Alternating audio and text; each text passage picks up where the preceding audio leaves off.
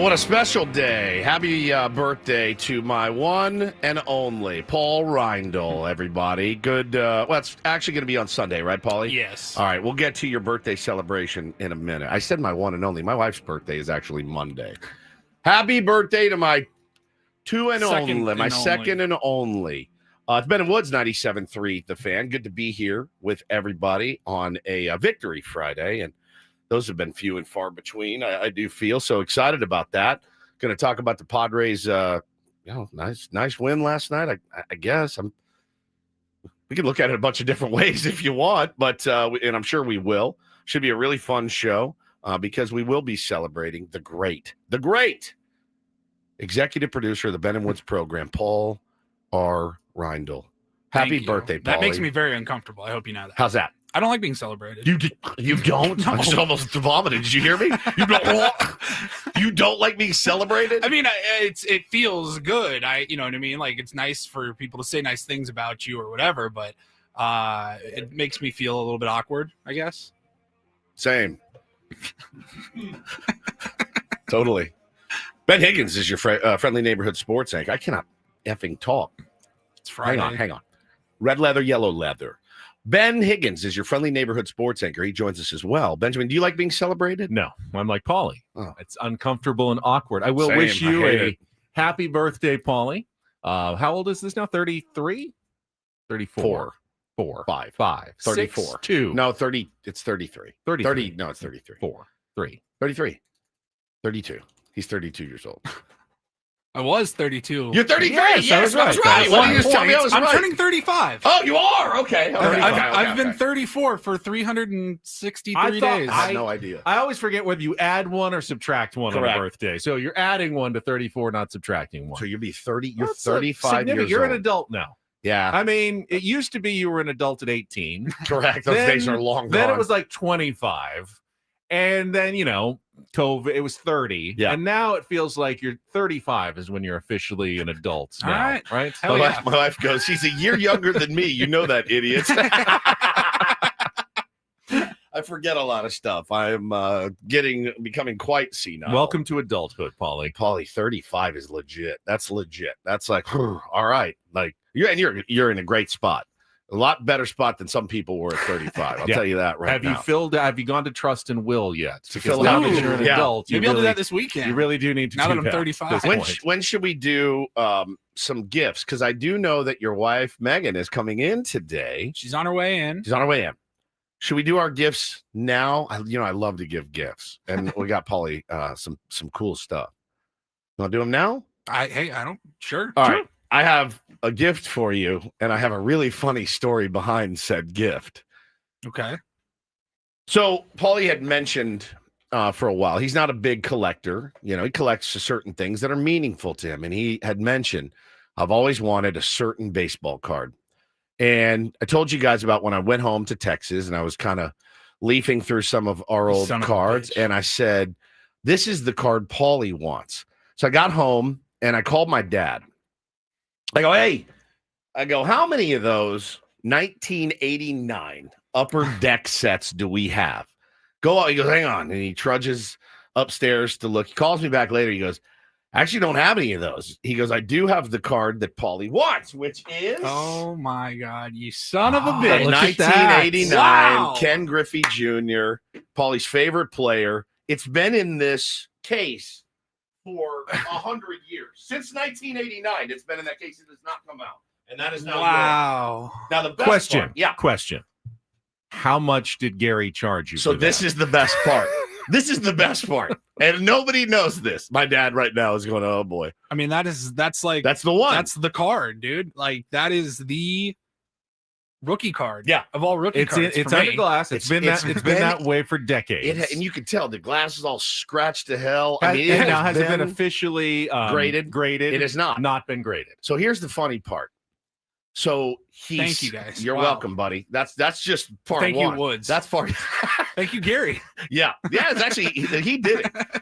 So I call him. I go, hey, could you send that card for Paulie? Like, we don't need it, right? And he goes, yeah. And he goes, I'm gonna send some more stuff for the kids. He's slowly unloading some of his cards on us. It's taken him. It's Instead of like, I'm just sending you all this. You guys pick through it and keep what you want. He's a little bit at a time. I'm gonna give you a little bit, and then a little bit more, and then you can space out gifts for you can space out gifts to my kids for 5 years. Let him come to it naturally and have his time. Yeah. Mm-hmm. Man, that is awesome. So he sends it's cool as hell. Like, dude, that card is everything. That is such an iconic. It's card. iconic, and not just to me. Right. Like everybody knows. Like that is an iconic rookie card, and it's weird because for as iconic as it is, I mean, it's not like ridiculously overpriced. You could find them for like $150, $200 online, but it was just like, I don't really collect. But no one really cards. wants to give them up once they have them too, I would think. So here's the best part. It was affordable enough for me to constantly be checking like yes, once or twice a year. Yeah, should I get it? And then I'm like, I don't need to spend $250 on this card. It's it'd be cool, but whatever. Dude, that's awesome. So I get a phone call from my dad. He goes, "Did you get the box of cards?" I go, "I did. It's awesome."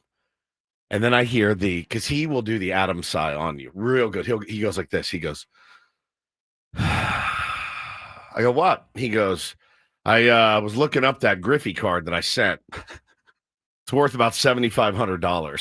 And so for one hot second, I go, "Oh." And then I thought to myself, I go, "No, that's not right. That's not right." And so with him on the phone, I go, pull up eBay. I just Google, as I just did, 89 Ken Griffey Jr. Upper Deck. If you look at all the options it gives you, all right, I'll read through them. Sure. $139 eBay used, $119 on Etsy, $70 on eBay, $286 in the factory sealed set. Okay. $90, $140, $109. I mean, it varies. Yeah. Well, then there's one, $7,495. Wow. And I go, so it's graded. It is PSA 10 Gem Mint rookie card Hall of Fame high end. And they're asking $7,500 for it. Now that thing, I don't know look, it very well could be, but I doubt it because there's one that's really over $200 and it's this one. And I don't know what this guy's thinking, trying to sell it for. But I will tell you this. My dad I could just picture him, not feeling his best. I'm going to pay to get this graded. You have because now I need to know how much it's worth. If it was worth, let's say it's worth $5,000. This card right here, it's yours. That's yours. And my dad. I was gonna say, do I have to give it back? No, but I just want to tell you. But you might need to give Gary a nice birthday present next year. Yeah. If he's alive, because I feel like if he feels like he gave a card that was worth $5,000, I feel like he's not going to make it. I feel like he'll just. That's it. I go, "Dad, honestly," I go, it's like a $200, $300 card max. And he was like, I mean, I have to assume. I don't know much about cards. This has been in a case for a while. I have to assume it's it's not a 10 grade, right? So I don't think you have anything to worry about. But like, why can I picture the look on Gary's face when you're on the phone? Ray says the last actual sale of a PSA 10 rated rookie card for Ken Griffey Jr. Upper Deck was $4,000. He says has to be perfect centering and flawless. It's not flawless. I mean, you can see through it. It's not flawless. That could be the case. It has been. It's true. It has been. It's in good shape. It's in good shape. It is in good shape. I didn't used to chop up lines or anything with it. I mean, it's ready to go. Like then again, like good could still be like a 5 grade for as all as I know. They're like, "Oh, that's terrible." I'm like, "Looks good to me." Yeah, it looks good. But for me, I wanted to make sure. But my dad thinking he's probably been thinking it ever since. Oh my God. In his mind, he's laying in bed going, "I gave this guy a $7,500 birthday gift." He wouldn't give his kids a $7,500 birthday gift. And he's sitting there going, it was so hard for him to part with. So, Dad. You have a way of talking people into things. I do. I really do. I go, "Dad just said it. It's going to mean the world to Paulie," and it does. We're not really done. No, hang on. I have to actually leave the studio for this. Part 2. Go ahead. Go ahead. Gotta make some space too. Do you have an idea of what you're going to do with that card now that you have it, though? I'm going to put it with all my other little collectibles. So I'm gonna go. I think I probably will get it graded. Yeah, I think that'd be fun. I think it's like a $30 fee. You got to send it off to the PSA service, and then they send it back to you. Is there only like one official PSA grader? So that, or is there like you're asking the wrong guy? Card shop can hire an official. I don't know the intricacies of card grading and valuation enough. What is that noise? I just heard a noise. Oh coming my in God. from the studio. Yeah, this is the one.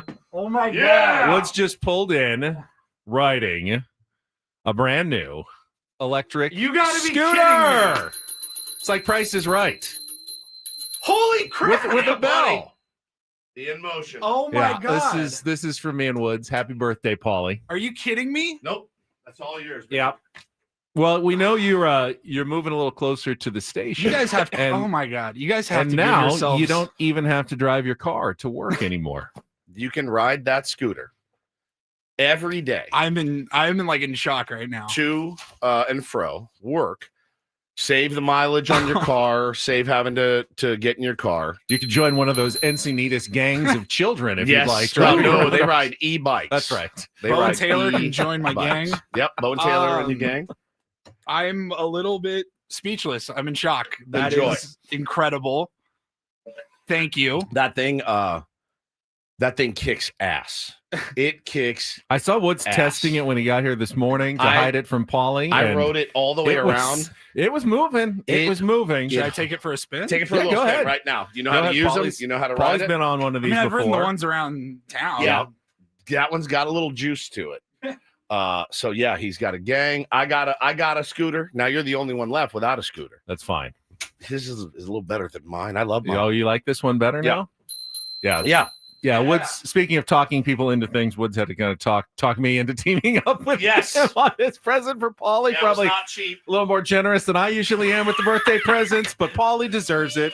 Paulie goes. Whoa! Oh my God, careful! Did you Paulie's see- careful. What- Paulie, if you're watching on our YouTube stream, watch on Woods' camera feed, He and just went. you can see Paulie racing by on the scooter in our hallways here at Odyssey. He was going about 15, 20 miles an hour, I think. My goodness gracious. Yeah, my wife got me one for Christmas. It was like the best gift I've ever had. I use it all the time. I ride with the kids.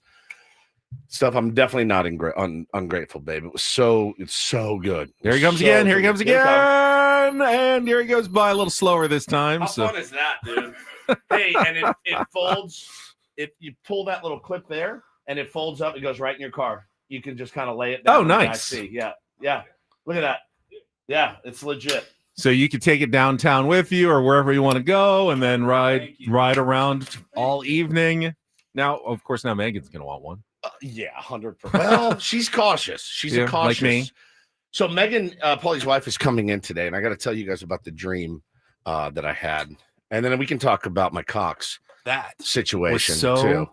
freaking fun. That's the best. It's like you don't even want to work; you just want to ride scooters around. It's the best. It's so Yeah, much is that- fun. Can we do that? Like, is We'll that just- a job? can we Just just- drive scooters around? I don't know. I mean, but it should be. I mean- so I had a dream this morning before I came in. I knew Megan was coming in, and I thought my dream was she brought in cake for Paulie, but it was red velvet, and I got mad because it's red velvet, and I don't like red velvet. It's not about you. So I woke up this morning and I go, was that a dream, or did she tell me she's bringing red velvet? Because was texting with her about this whole day, and I go, I didn't see any red velvet at the house. thank God. So you might be okay. if you're mad about someone else's birthday cake, But- that you're the worst. Yeah. It's not about you.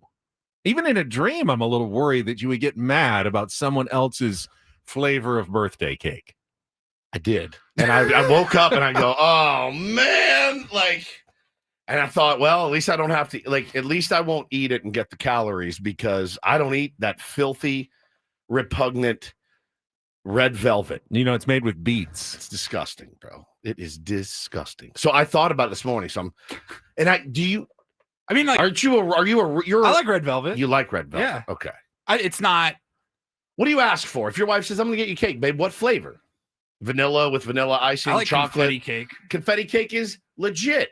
Hopefully it's a confetti cake actually- that we can all Confetti's not enjoy. a flavor. It's a. But you know what it looks like. It's a vanilla. decoration. It's vanilla. But if you said go to the store and pick out cake, you know what? I love carrot cake. oh, I love carrot cake. See, I don't like controversial carrot take. cake, Oh, but sucks if that's for you, what but it me and is, Paulie will be fine. I'm more than happy for Paulie. I'm not mad about it. I'm not going to have a dream about being mad I'm about furious. it. Is she here? Is she? Is she? She says, "Come, let her in." Oh, yes. Where is she? She's downstairs. You All want right. Yeah, Yeah. I'll go get her. It's your birthday. Okay.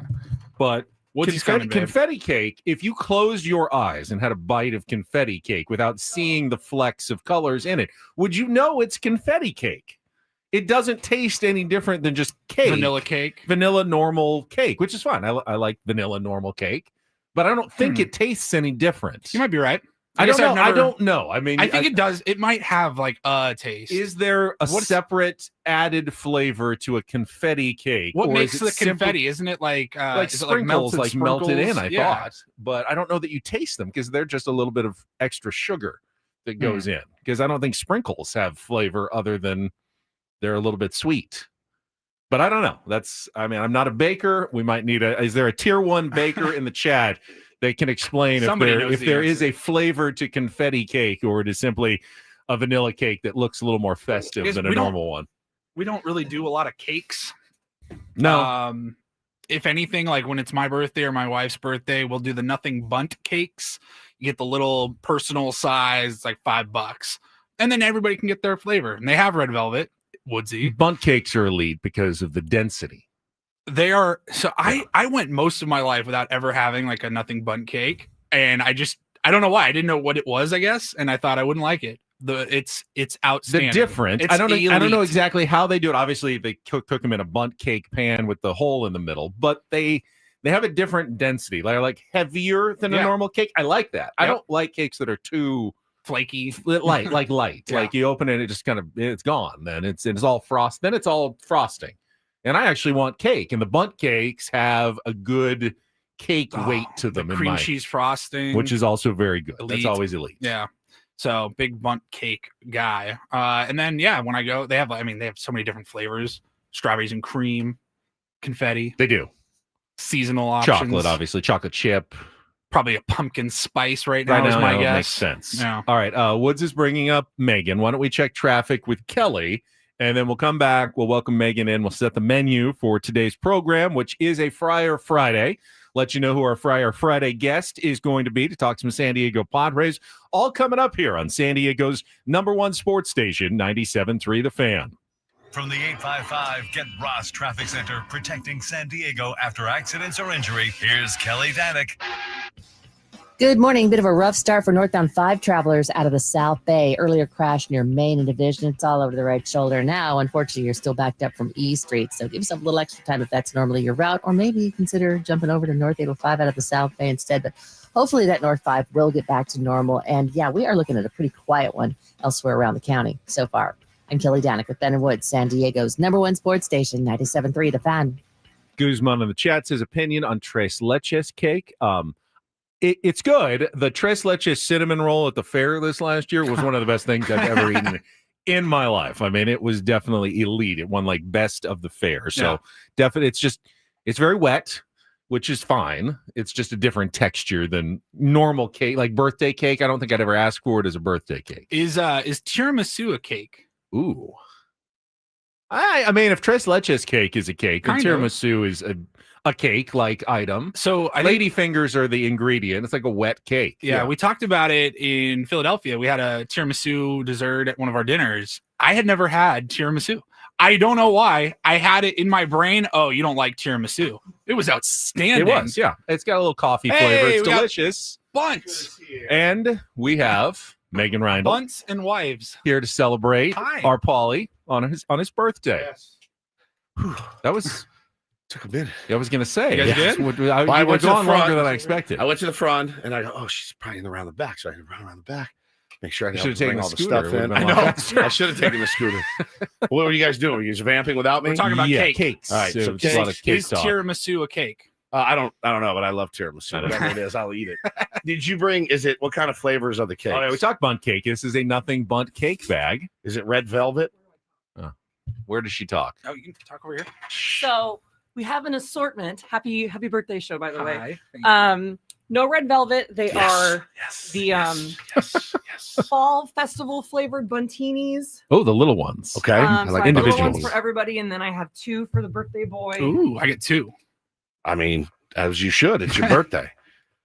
I was gonna do a whole thing. All right. Well, while Megan unpacks the cakes, do you want me to set the menu for the show here just to keep I the think audio? we just had the menu set. It Bun was cakes. bun Cake cakes is on the and all menu kinds for of the things. show. Yeah. It's a Friar Friday, so I'll let everybody know that AJ Preller is going to join us at 8 o'clock, the president of baseball operations for your San Diego Padres. 15 games remaining in this season for the San Diego Padres to try to reach the playoffs and do some damage in October. And the GM and president of baseball operations will join us at 8 o'clock. That'll come right after. Darren Smith joins us for his regular Friday feature at 7:35. Huge game tomorrow for SDFC. First place versus second place. Massive. They can pretty much all but lock it up in the Western Conference with a win tomorrow over Minnesota United. So we'll talk to Darren at 7:35. And, of course, we'll have all of our Padres chat, our highlights coming up in our wrap-up, our grap-up, since it was a win yesterday, and our regular features. Don't do this. Take on Woods for the chance to win the trip to see the Eagles at the Sphere in Las Vegas. And a Reindl Report, a birthday edition of the Reindl Report, coming up in our final hour at 9 o'clock. Well, it's funny because earlier, too, I said to we were off the air, and I said, hey, we should bring back some of the good stuff this week. And Ben goes, like from the round table? And I go, what? From the round table? We're gonna bring back stuff from the round table? I already forgot about this. I'm like, what? Some of the good No! content I came up with for yesterday's No! Woods literally round said table? we had a pretty good week. We had a Like, pretty good week. we should bring back some of the good stuff from earlier in the week. From the round table? My first thought was, like the prank. Like, Yeah. that was pretty or funny. Cox talk and things like that. And then Ben goes, like something from the round table. I said, no, not the round table. Did you not enjoy yesterday's round table of hostility and anger, I was just gonna recrimination? I was just gonna say that was gnarly. Yesterday was what happened to everyone? There has definitely been, over the last few weeks, everyone's nerves have been fraying on the round table. It's clear. And we're getting on each other's nerves, and it's starting to turn into an ugly scene in some of the round I've been tables. uncomfortable for the last several round tables. Yesterday, I mean, it was Chris Ello definitely a couple of weeks ago that was feeling it. Yesterday, it was like Braden versus Scraby. This is going cool. back and forth. Dominic says Chris Ello continued misquoting the roundtable topics again. Had Tony Gwynn Jr. essing all over y'all, meaning us. I mean, Tony wasn't there, so if you didn't hear it, you can't. I'll say this as fact: you can no longer take Chris Ello at his word. You just can't. Because it goes in one ear and it goes out the other, and it comes out completely different than what it was said. I don't even know what he said, but I promise you it was wrong. I promise you it was wrong. That's terrible. That's terrible. Yeah, his interpretation of some of the roundtable comments. It's like you're has speaking a been, different language. I think a little off in the last couple of weeks. We may have to pull the audio again, like we did. I don't know, last week, I think, when we were pulling the audio of the roundtable to defend Woods. It's ridiculous. His take on the San Diego Padres. Ridiculous. All right, let's take a timeout. We'll come back. You're not going to mess up Paulie's birthday. We're Going to enjoy some right cake. now. We're going to talk some Padres. When we come back, it is Friday morning. Hey, all feeling good on a Victory Friday. I On was. San Diego's #1 sports station. Now my ears are hot. 97.3 The Fan. Again? First, though, Woods, Paulie, we just said, 35 years old. When you're 35, you're a responsible adult. And responsible adults have a trust or a will for their family. I mean, Paul, you want to take care of Megan when you're gone? You can do that with a trust and will. You want to make sure that your family has access to your assets immediately and not get caught up in probate court, which can be a very lengthy, expensive process that takes months, that involves court decisions, and it takes it completely out of your hands if you don't have your own estate documents. I just blacked out. So I'm glad that I have a trust and will. I went to trustandwill.com. Use the code radio20 when you check out. Got a DM yesterday from somebody that we know, and they said, man, having some health scares. I got to make sure I get it done. I said, go to Trust and Will. He asked me. I didn't just direct him there. He said, what's the place you guys talk about? I said, trustandwill.com. Use the code radio20 when you check out. You'll get 20% off. If you have kids, you can name guardians for your children. I didn't know this, but if you pass away, and like your mom is still alive, she can't decide who gets your kids or take your kids. The court will decide which relative they go to. It takes it out of your hands. You can do that all with a simple online process. It takes only a couple of minutes or a couple of innings of watching a baseball game, and you're done, and you have the documents in your house. Do it today. Get that peace of mind by going to trustandwill.com. Use code radio20 at checkout at trustandwill.com.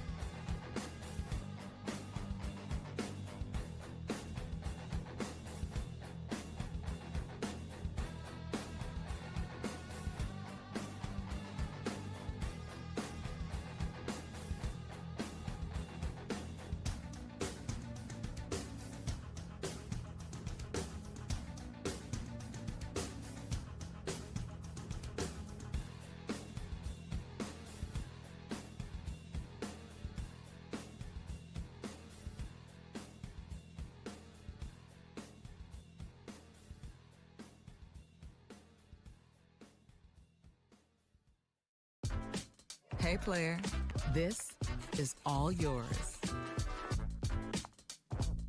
This room with this view. This speakeasy with this cocktail. Hey, could you make that too? The spa with this. Ah. And this pool on this roof. This is all for you. The all-new Hamul Casino Resort, now open.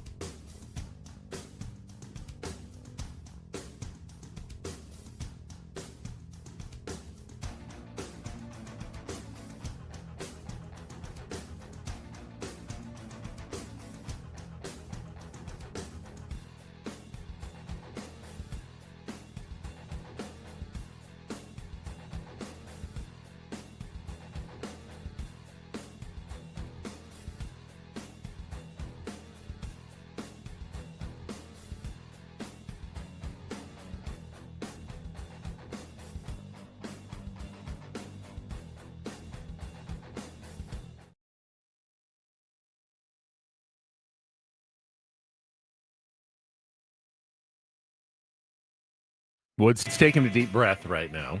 I hate that. We haven't gone back and listened to the audio yet from I mean, I know what it sounds because the same thing happened last week. Gwynn and Chris. What was said about us to Tony Gwynn Jr. I don't know when it was. On their show. Yeah. It's a bummer. It's a real bummer. Can't be too bummed, though, because we were eating bunt cake during the break. I wasn't. Oh, you didn't have any bunt cake? I Not already had a yet. little buntini. Not yet. It was saving, delicious. saving mine. It's all good, man. It's all good. Haters be hating, I guess. Ray in the chat says, I went back, Elo just talking nonsense. Great. Fantastic, dude. How's that okay? How's that okay? Well, I mean, and again, and then he tells it to Tony like it's gospel, and then Tony's like, oh, those guys are idiots. They don't know ball. And that's a bummer. That's a bummer. First 10 to 15 minutes, apparently. All right, Paulie, happy birthday. Go find some audio that can piss me off. Thank you very much. God, man, what the hell? Before we get to our Padres wrap-up, they did drop a little news on us yesterday. JP Sears is back and will make the start tonight for your San Diego Padres, pushing everybody back a day, being added to the rotation, at least temporarily, creating a six-man rotation, pushing Dylan Cease, Yu Darvish back to Saturday and Sunday, Michael King back to Tuesday, and then Nick Pivetta will have a full week Wednesday to Wednesday between his two starts, adding a little extra rest time for the starters ahead of the playoffs. Of course, that comes with a bit of a risk in that you are bringing up JP Sears to start a game against the Colorado Rockies that you can't afford to lose if you're going to try to chase down the Dodgers in the NL West. Is it one of those things where you're like, man, if this goes wrong, because if it goes wrong, the immediate response is, you got cute. You had to get cute. You told, because if you're the Rockies, you know what you think today? Now, JP Sears isn't some fan that won a contest and coming out of the stands, right? The guy has won at the big league level. The Colorado Rockies, maybe fans that have come out of the stands. You say that. Careful what you say, right? I know. Like, I can't even talk crap about any baseball team anymore because these games are so important.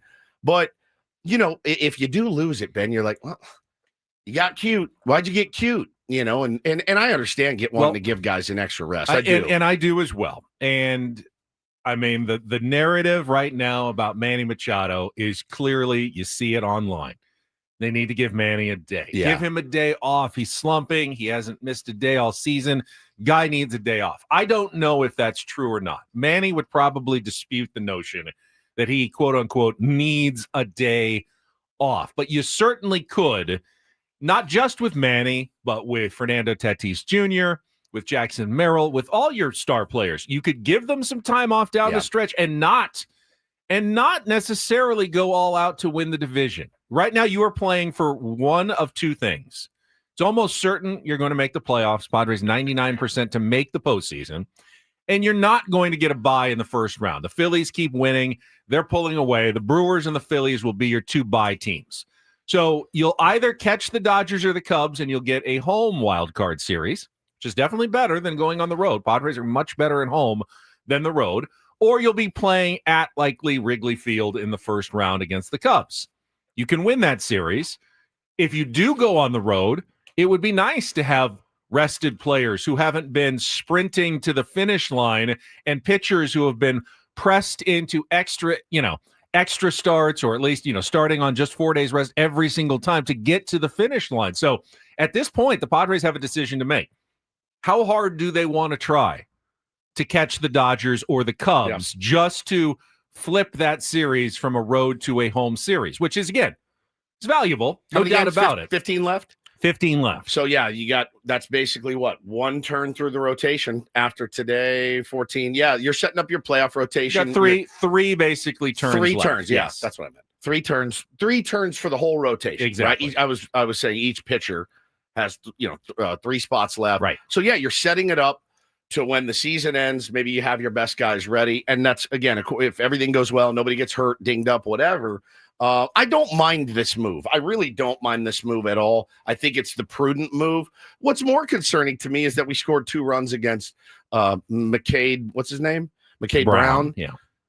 Kane Brown, that country rapper. McCade. Did his parents like, McCade, clean up your room? What was his nickname? Mickey? Mickey. I don't know. Why does he name him Mickey? Mickey Brown's a great name. McCade, get your ass in here. So I thought about that last night every time I watched him pitch. Didn't look terrible. Had his best start of his career last night against the curveball was solid. 95 paint. Like, but looked if okay. the Padres are only going to score a couple of runs, you don't have a lot of margin for error pitching. Exactly. Now, the Rockies have yet to score a run at Petco Park this year. Correct. They're going to score a run this series. You know what? I am going to go out on a limb and make the prediction that the Padres won't be the first team in history to shut out a divisional opponent 7 straight times at home. That'd be insane in a season. That would be absolutely insane. So the Rockies are probably going to score at some point in the next 3 days. Hopefully it's not. Do you tonight. trust that the Padres can score enough to make sure they still win that game when the Rockies actually do get on the board in this series? Yeah, for sure. I don't mind this move. I think it's a prudent move. And, I guess prudent decisions. If it was a game, if we were a game out, I'd feel differently. If we were 2 games out, I think I'd feel differently. What are we at now? 3.5? Is it it's 2.5 behind the Dodgers, but plus the tiebreaker, so 3.5. Correct. So that's essentially 4. You round up. No, it's now it's 3.5. 3.5. It's 3.5 now. So you've got to still outplay the Dodgers. If the Padres can take care of business and sweep the Rockies this weekend, yes. Again, big if. You can never count on a sweep in Major League Baseball. Likely the Dodgers and Giants. I doubt one or the other team is going to sweep. Yeah, I'll agree. I think somebody's going to win one. I think someone's going to win one, which means you'll three game set. It's a 3-game set. Okay. So if you can take care of business and sweep the Rockies, you'll either be a game and a half or a half game behind the Dodgers with 2 weeks to go. Then you go, okay, I think we can do this again. Yeah, but it requires you taking care of business against the Rockies. Yeah, fair enough. That's what the next 3 doesn't really matter. Don't even bother watching the scoreboard the next 3 days. Almost certainly that's not going to be a sweep. Don't tell me how to fan. Okay. Do not tell me. I'll be watching it like crazy. We're looking for a mop, as Purple said. That's right. We are. We are looking for the mop. Phillies mop the Mets. The Mets, who are sliding and are the next opponent on the Padres schedule coming up in New York on Tuesday, Wednesday, and Thursday. But again, let's not look ahead. No. Let's look for today. Padres and Rockies game 2 of the series. And first, we're going to look back with our Padres wrap-up of the highlights of a really outstanding, probably the best performance we've seen out of Randy Vasquez in his Padres career last night at Petco Park. We'll get into that after a check of traffic here on 97.3 The Fan. From the 855 Get Ross Traffic Center, protecting San Diego after accidents or injury, here's Kelly Danek. This traffic report is driven by Sedano Ford and Sedano Lincoln in beautiful downtown La Mesa. Speed's getting back to normal northbound 5 out of the South Bay since they cleared that crash near Main and Division. No other incidents or accidents to report. In fact, we are definitely looking at Friday-like conditions. Westbound 52, not too bad, heading out of Santee.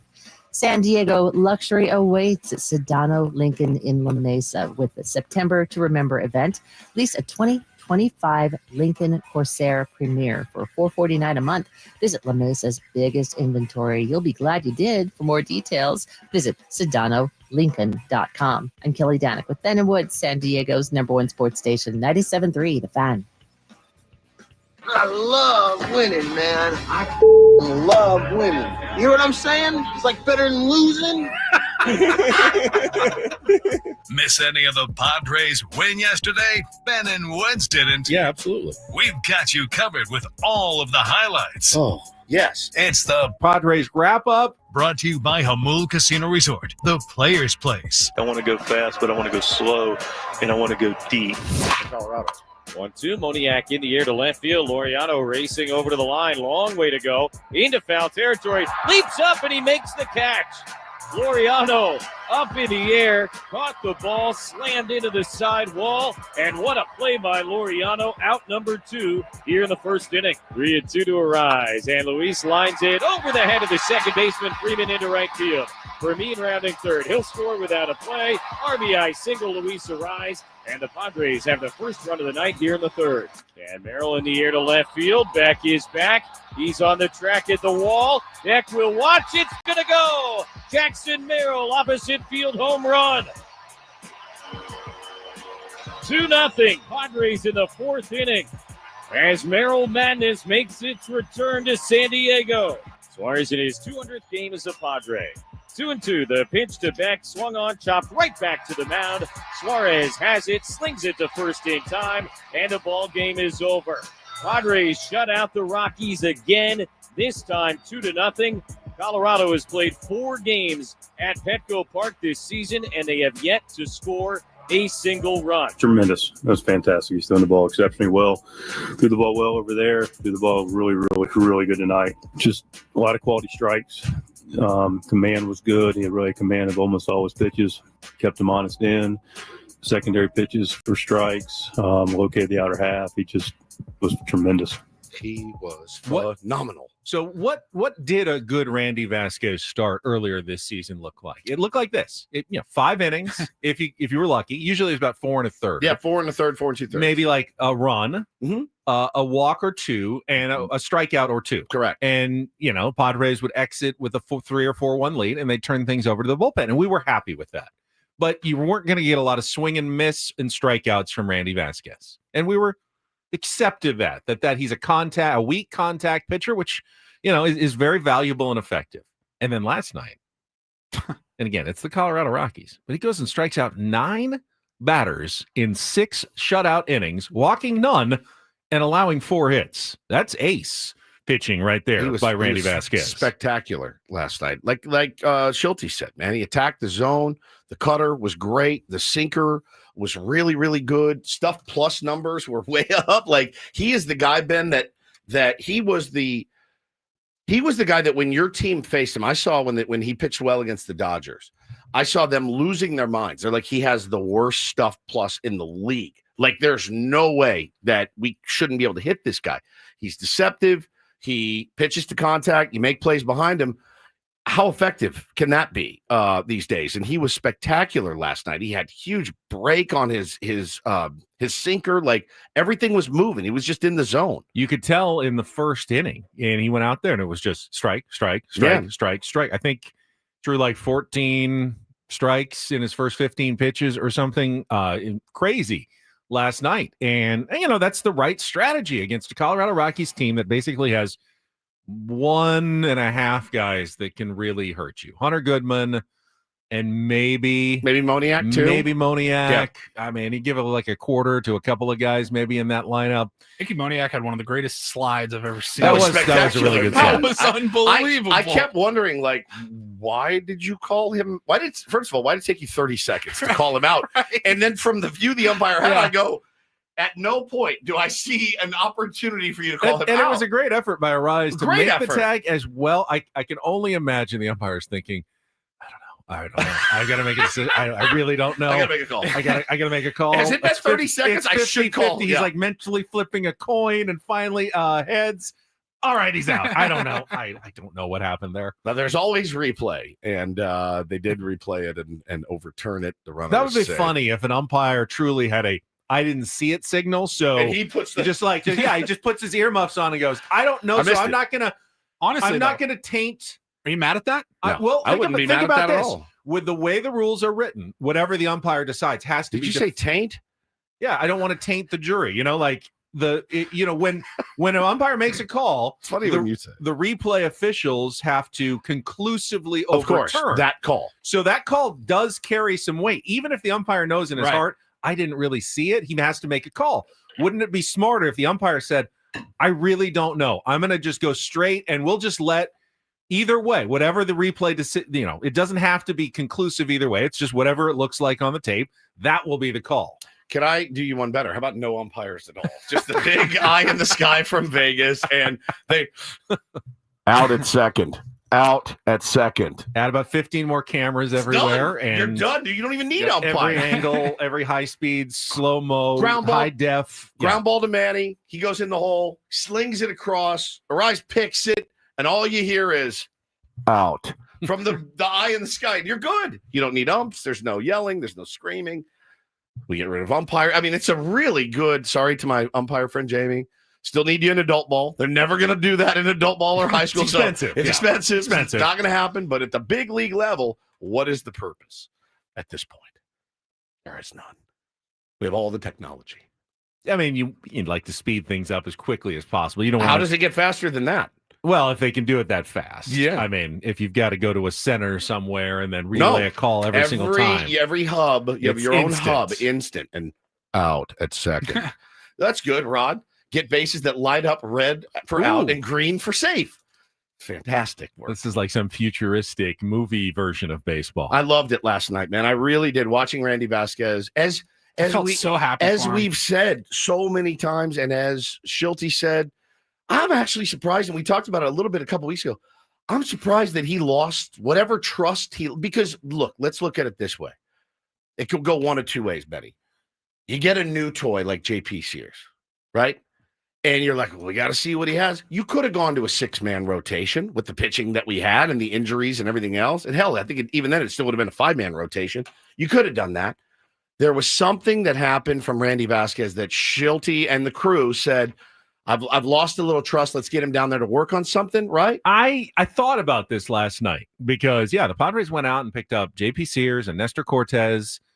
And it seems as though they didn't really need, at least for this season, either of those guys at the moment because they had Randy Vasquez. Correct. But can't have too much pitching, as you know. Randy Vasquez also has not pitched, like 180 inning season. Manages innings, yeah. And perhaps it was for the best. Like, it wasn't just to go down and work, but it was also to he go was down. throwing 5 innings down in the minors. Yeah, well, I mean, he had the break for almost 2 weeks when he had a baby. When his wife had a baby, and he was on paternity leave, and he threw a couple bullpens, but now he's fresh. And here's the really wild question. And I don't think yesterday I'm ready to go this far. But when you're determining your playoff rotation, not rotation, Nick Pivetta, Michael King, we don't know who that next guy is. We're assuming it's Dylan Cease or Yu Darvish. Right. But has Randy Vasquez worked his way beyond either of those guys? No, he's worked his way into the bullpen, though. In my opinion. Well, that's what I think as well. I think he goes, you could see him potentially in like a. But of those three, Dylan Cease, Yu Darvish, and Randy Vasquez. Dylan Cease has clearly the best stuff. Yu Darvish has the experience, the savvy, has had success in the playoffs. Randy Vasquez has been more effective than either one of those. He might give you the most likely chance to be in the game. I mean, by the numbers, not by the metrics necessarily, but by the actual results, Randy Vasquez has been the more effective starting pitcher compared to either Dylan Cease or Yu Darvish this season. If you just picked, blind taste test here, and all you saw were this season's numbers, you'd say, I'd take that guy. You would take that guy over the other two. If you didn't know their names. Now, I don't think anyone in baseball is really picking Randy Vasquez over Dylan Cease or Yu Darvish for a playoff start, but blind taste test, and you're just picking the numbers from this year, you pick Randy Vasquez as your third playoff starter, correct? Yeah. But I think you're correct in that he is earning himself a place as a long man in the Padres bullpen in a playoff game where you feel like, no question, hey, if we do throw Yu Darvish and it's the second inning and it's not looking great and we're down 3-1, Randy comes you in can for have 6. Randy come in for the next 3 or 4 innings and not worry about it too much. You feel good about your chances of staying in the game and giving your offense a chance to come back and win a game like that if Randy Vasquez is in your bullpen. Agreed 100%, Benny. I think it's a good point. But again, all the talk about pitching has been a little bit better as of late. Any concern about 2 runs against Colorado Rockies? Yes. Yeah, me too. Yeah. I mean, not just 2 runs against the Colorado Rockies, but other than Coors Field, if you go back and look at, the Padres offensive output outside of Coors Field over the last couple of weeks, it's pretty abysmal. I mean, 2 runs, 1 run, 2 runs, 4 runs in extra innings. Then you're at Colorado, so you got the 8 and the 10, but you also had a 0 there. And then it's 5-2, 3-2, all the way back to when they had that one day where they scored 12 against the Minnesota Twins. That was in August. So September at sea level, the Padres offense has been anemic, really, really bad. I love that word. Anemic. Yeah. Anemic. Their red blood cell count is low. Very low. Very anemic. So that's definitely a concern. And the thing is, last night, it wasn't like, oh man, they're squaring them up, just not getting lucky. No, their expected batting average last night in the game was 224. So I mean, it's just like you almost feel very fortunate to win that game that their offense was, as even more inept and anemic than yours. Yeah, I mean, 2 bright spots, 3 hits from Luis Ariz. Oh yeah, very clutch 2 2-out single to drive in Freddie for me. And before this gets misinterpreted by other hosts on this radio station, I will say this. When he's going good, he is the most fun to watch hit. When he is doing what he is capable of doing and has done for his entire career, when he is out there, Ben, the sprinkler, 2 or 3 hits a night. every night, just having these grindy ABs and then getting the end result. He drove in a run. We finally got a hit with a runner in scoring position. It goes to Luis Rise. No one on this show has ever said bench him. Everyone on this show has said, yeah, move him down. He'll be even better in the 7, things like that. So we have always loved Luis Rise. And then Jackson Merrill with the opposite field home run, looking a lot more like last season. This is Jackson Merrill. And also reinforcing yesterday's roundtable discussion of why he should not have been bunting in the 4th inning in the game prior to that last get in one. trouble for that one. Yeah, I know. We'll talk more about it. We got Don't Do This and More, hour number 2. But what's next on The Fan?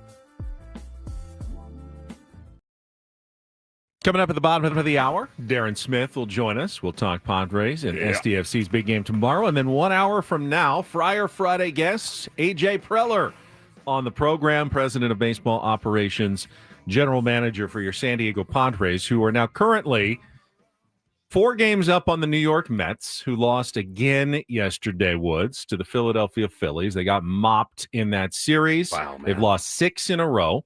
They're only 5 games above 500 at this point, and now they can feel the hot breath on their necks from the San Francisco Giants and Cincinnati Reds, who are both just a game and a half out of a playoff spot heading into the final 2 weeks plus a weekend of the season. And, you know, they're in the odd spot now that they're going to be cheering for the Padres next week to beat the Mets, because that's the team that both are more likely to catch. I mean, if you go by recent trends, the Giants are the hottest team in the National League. Not over the last. Phils? Well, in the wild card race. The race, Giants are the hottest team in the wild card race. Then the Reds, and obviously the Mets are after that. The tiebreaker situation is weird. The Giants and Reds played all 6 of their games in March and early April, so long ago, and they split them 3-3. So it'll come down to that divisional tiebreaker, which is currently very close as well. The Giants have a 1-game edge in the tiebreaker, but it'll depend on how they do against the Dodgers in these next 7 games, whether they can win the wild card tiebreaker against the Cincinnati Reds at the end of the season. So those 2 teams are both very much in it in the wild card race.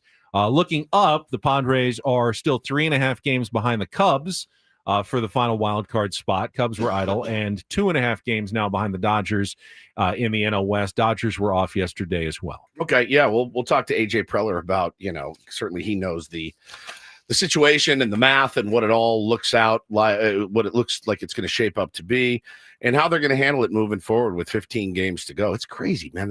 The 2 weeks essentially, Benny, and then it's off to the playoffs somewhere. More than likely Chicago, potentially here.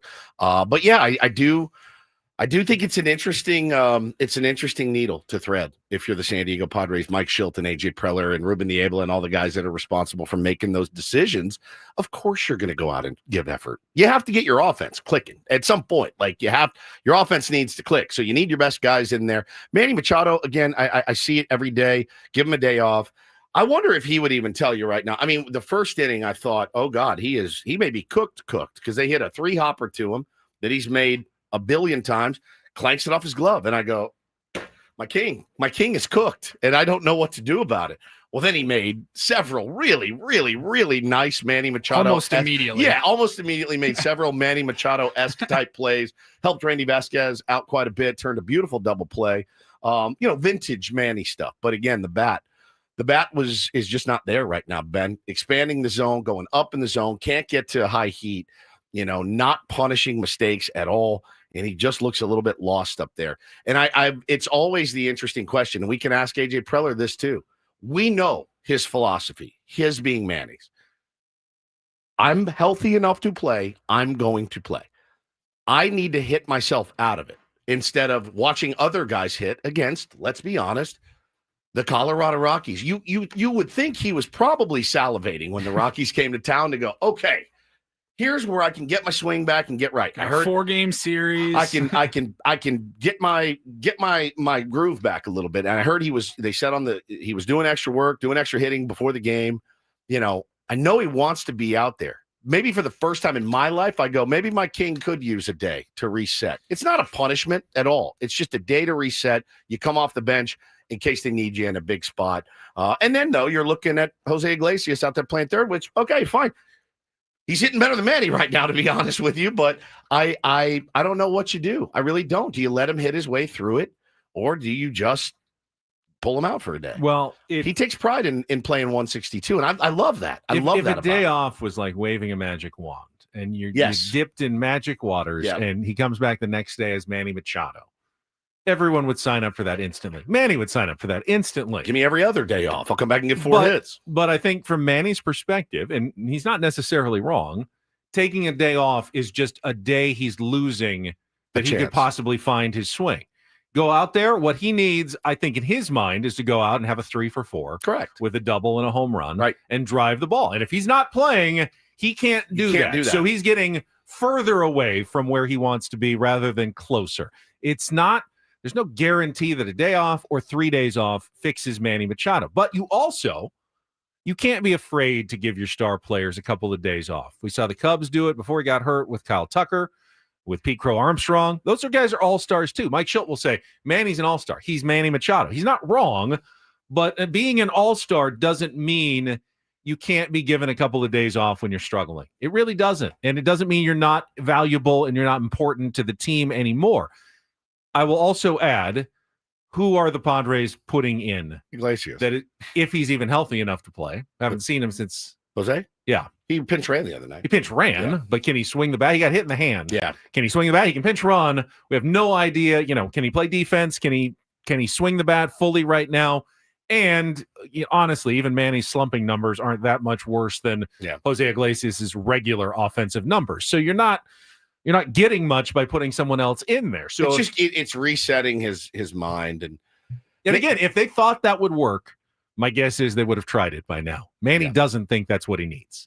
If he thought that, all he has to do is say one word going, day. Yeah, take a day. I'll take a day. And Mike Schilt would instantly give it to him. 100%. There's no way Mike Schilt's going, we can't give you a day, Manny. He would say, if Manny wants a day, can he take a day? Take 2. It's a good time to have it. But, that's all Manny needs to do. This is the interesting one. C20 brings up the magic word. The magic word is ego. That's the magic word. So in order to be Manny Machado, you have to have that in spades. You have to have loads of it. You have to. You have to think, I'm good in that game. Will just rip your soul in half if you don't have any ego. And I think his ego is probably in the toilet right now. So do you think, Ben, that him going out there and taking the 3-hole every night is because he's an egomaniac, or does he just want to get right and help the team win? Because that's what I think. He just wants to get right and help the team win. He doesn't get a bonus for playing 162, as far as I know. Manny Machado gets bonus if he wins a World Series. Now, I do think there is something about there's pride, internal pressure and pride. Not just in a baseball play. We feel it. 100%. We miss a show, and you feel bad about it. You feel like you're letting people down. You want to die, yeah. When you do that, you don't. There's no way Manny feels like the team is better off if he takes a day off, as he should feel that way. Correct? Because he also knows the calculus. Okay, who's coming in for me? How is our lineup better without me in it? Right.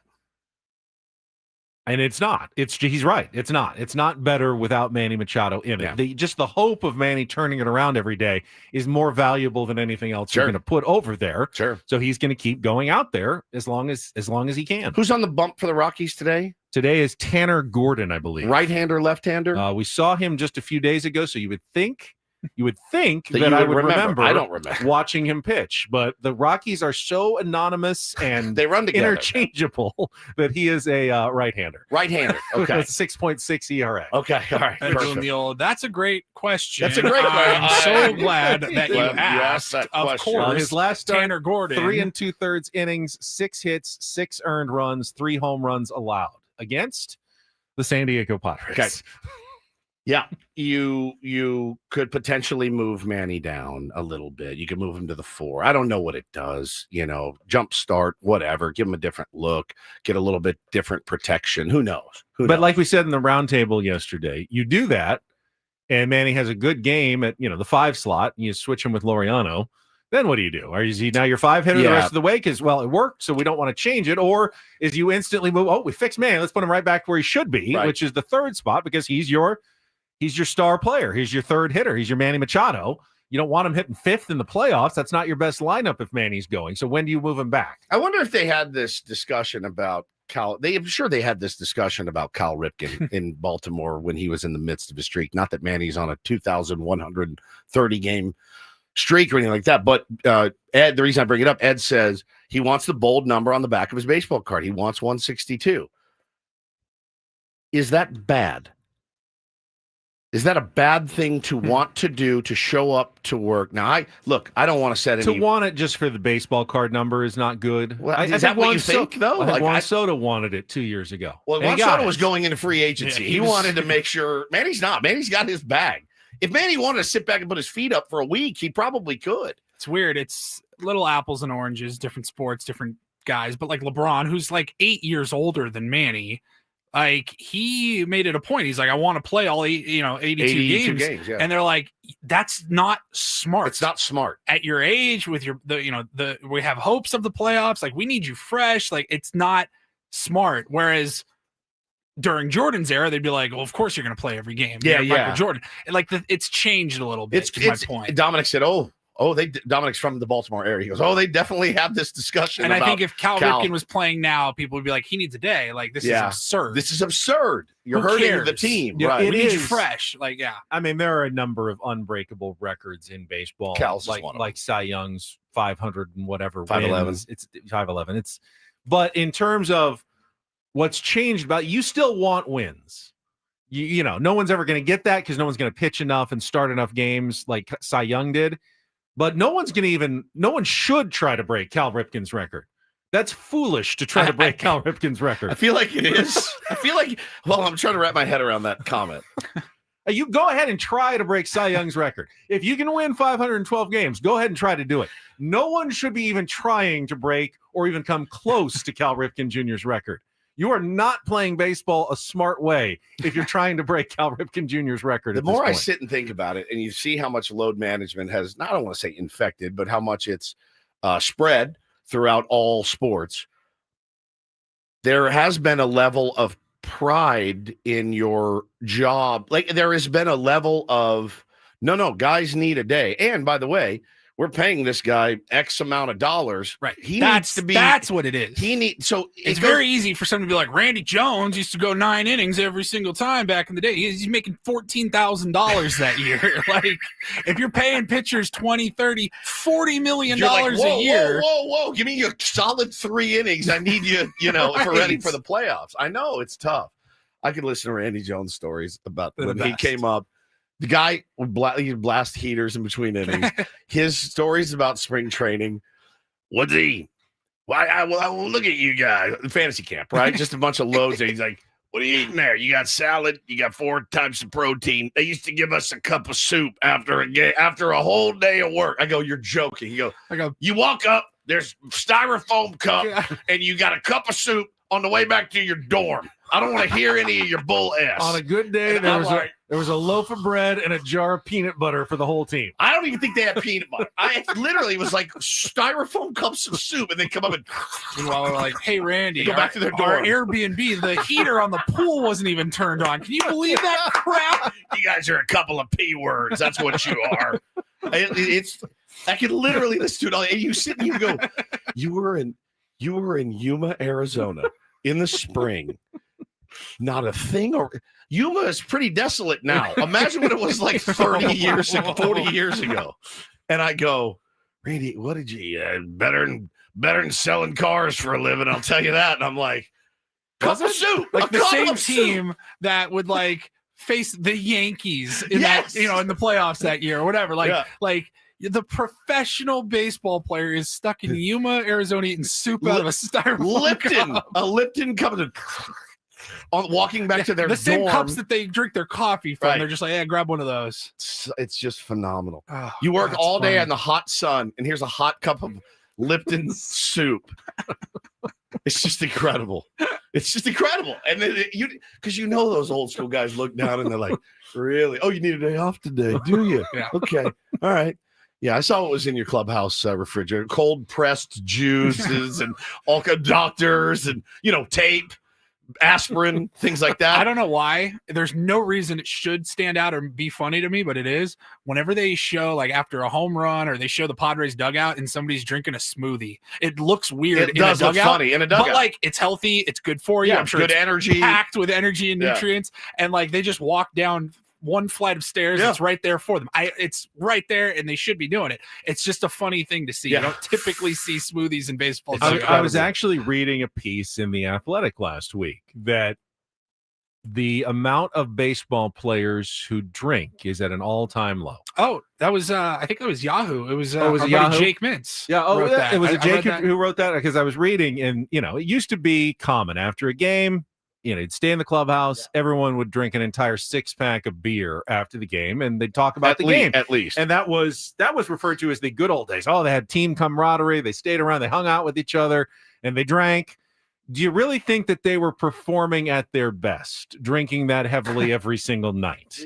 Every single night. And night. now players, and I think it was Jake who wrote about it, they know, well, first of all, they know that if they go out and have a couple, 2 or 3 drinks, someone's going to get them on a cell phone camera. Yes. Acting the fool. It's going to be all over the internet, and it's going to be a major problem. The other thing they have now that they didn't, and is very common, is loose cannabis, as I like to say. Yes, loose cannabis. The amount of Loose players who cannabis? now use marijuana to unwind after the games, is Ganja, much aka higher than it cannabis. used to be, while the use of alcohol has gone down exponentially. Obviously, Everybody must get stoned. but they'll do it at home. They'll do it quietly as a means of unwinding down from a tense and hotly contested game. And that is something that a lot of baseball players now, I think he did a kind of private survey sort of thing, and it is definitely common in baseball now. And yeah, the booze is kind of filtering, gone away for the most filtering part. out a little bit. Yeah, they smoked, they drank, but they were badasses though. They really were. Now they say the guys who drink, they do it for enjoyment. Like they'll have a really nice whiskey, or they'll have a nice bottle of wine and share it, but they're not going to go out Tableside old fashioned. they're not going to go out and just drink a case of beers and do it again the next day anymore. Yeah, I do think those were cool, good old days. I do. I think it's cool. That is there's a romanticism about all those guys out as one, tearing up the town. Like even like Peavy's era, him and all those wild men, Peavy and Ashby and all those Hoffy, all those guys, they're madmen. They're straight up madmen. And there was something about it. There was something about it that made it cool and special. That's what I think about it. Could they have performed better if they had just drank smoothies and went home and played Xbox? Probably. But I don't know, they're pretty good. I mean, if you're a batter nowadays and you're going up against Mason Miller and guys who are throwing 100 every single night, you can't be, like not sharp when you go up to the plate. Maybe I'll run into one. No, you won't. No. If you're going up with a headache and a hangover, you're not just running into one anymore. In fact, you might die if you can't get out of the way of one of those. If he loses control a little bit. All right, we got to take a timeout. Come back with a don't and do this. Got a really nice, you probably saw it a little bit if you were watching the game last night. Something the Padres do every single year. One of their best do this moments of the absolute season every single time. We'll get to that coming up next with Ben and Woods on San Diego's #1 sports station, 97.3 The Fan. We're just talking about the good old days where you could buy a house for like $30,000, and those days are certainly gone. If you're trapped in a high rate mortgage right now, you're watching a lot of your hard-earned money vanish every single month. Right now at Loan Pronto, they're delivering the lowest mortgage rates in 3 years. Their rate reduction home loan program, streamlined, low-cost way to slash your house payments by hundreds of dollars a month. Lock in a fixed rate as low as 4.99% APR. Close in as little as 2 weeks. No appraisal needed in most cases. Here's the kicker. You could even skip your next 2 house payments entirely. Rates this low won't last, so don't wait. Call Loan Pronto now for your free, no obligation quote. Loan Pronto is incredible. Lower payments, more money in your pocket, and a fresh start with a better mortgage. 619-207-4336 or go to loanpronto.com. Lock in that new low rate. Skip those next 2 payments. Don't let those high rates hold you back. 619-207-4336 or go to loanpronto.com right now. Equal housing lender, NMLS 1661781, subject to lender approval, NMLSconsumeraccess.org.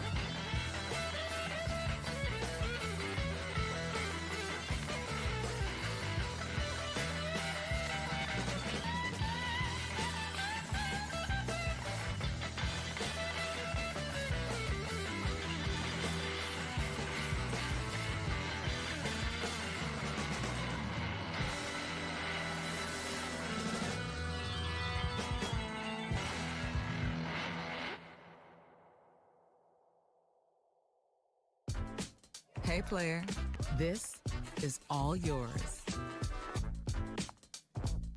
This room with this view. This speakeasy with this cocktail. Hey, could you make that too? The spa with this. Ah. And this pool on this roof. This is all for you. The all-new Hamul Casino Resort, now open.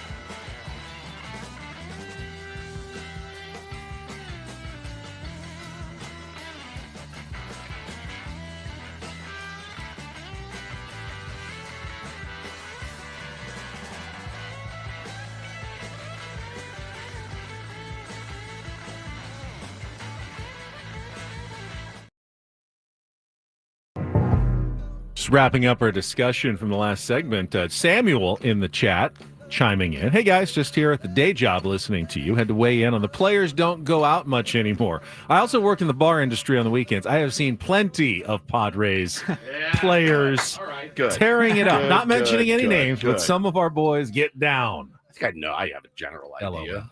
I think I have a general idea of who gets down on the weekends. I did like Mike Schilt. Hey, boy, give me another whiskey sour. I did. Going to Moonshine Beach tonight? Moonshine Flats. Where we going? Somebody in the chat said, I wonder if Goose Gossage has ever even had a smoothie. Ever. Does he know what a smoothie is? Whiskey with gin and ice cream. It's what he has. Incredible. Yeah, the 80s baseball player does need to be studied, Cole. I would like to take on that undertake. That's a great undertaking. All right, Don't Do This is brought to you by Trust and Will. Don't leave your entire estate, house, kids, and life savings up to chance if and when you die. Do set up a Trust or Will online at trustandwill.com. This is a lot more affordable than you think. Visit trustandwill.com for more info.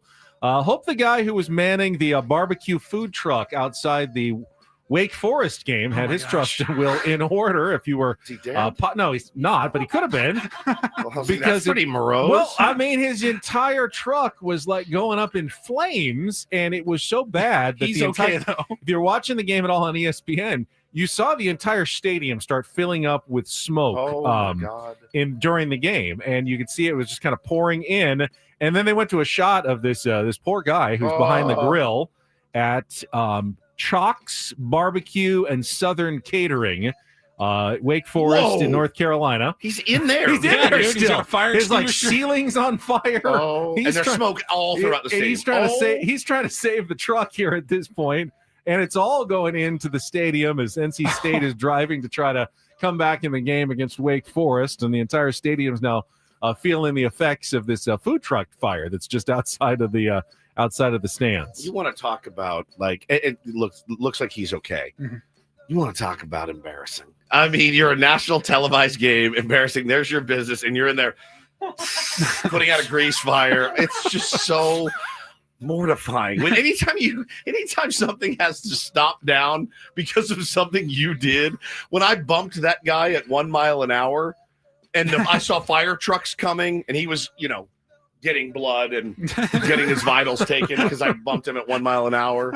How's that case proceeded, by the way? I haven't heard from this clown at all, but I'm looking and I go, oh God. And I'm just sitting there. Cop pulls up. Another cop pulls up. Fire truck comes down. Traffic is backed up now in Oceanside. And I'm going, oh God, oh God, oh God. What have I done? And then I thought to myself, you bent your license plate. That's all you did. They're all coming here because I bent my license plate on my car. You're a monster. It is such a mortifying feeling when that happens. This is pretty crazy and heavy story, but 13 players from 6 schools are involved in, well, you guessed it, college basketball players involved in gambling schemes. The 6 schools, it's players formerly associated with Eastern Michigan, Temple, Arizona State, Nolens, North Carolina A&T, and Mississippi Valley State Verizon.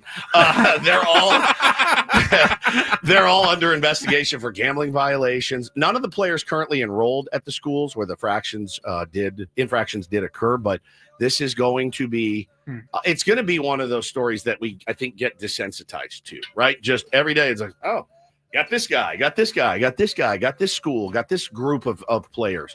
So yeah, they started noticing, I love how they do this too, noticing suspicious betting patterns on select college basketball games, often on the point spreads and over-under totals on the first halves during the 23-24 season.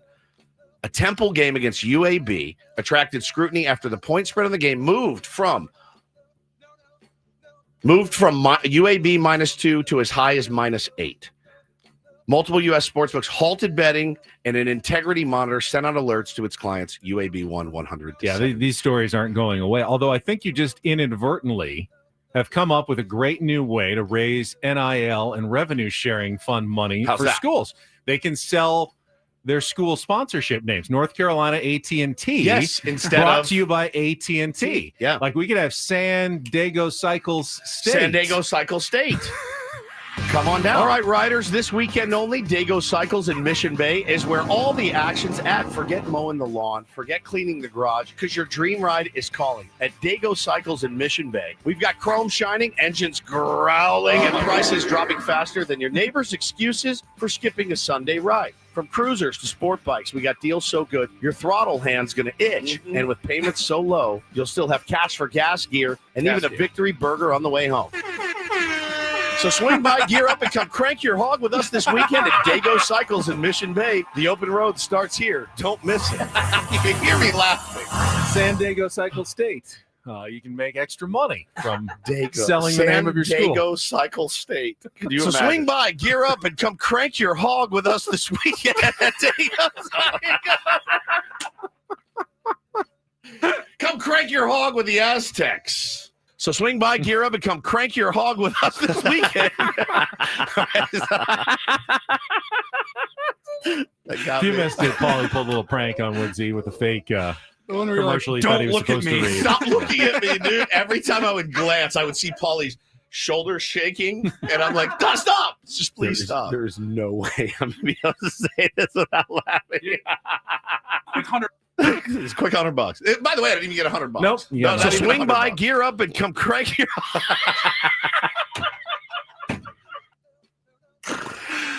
Oh man, that was good.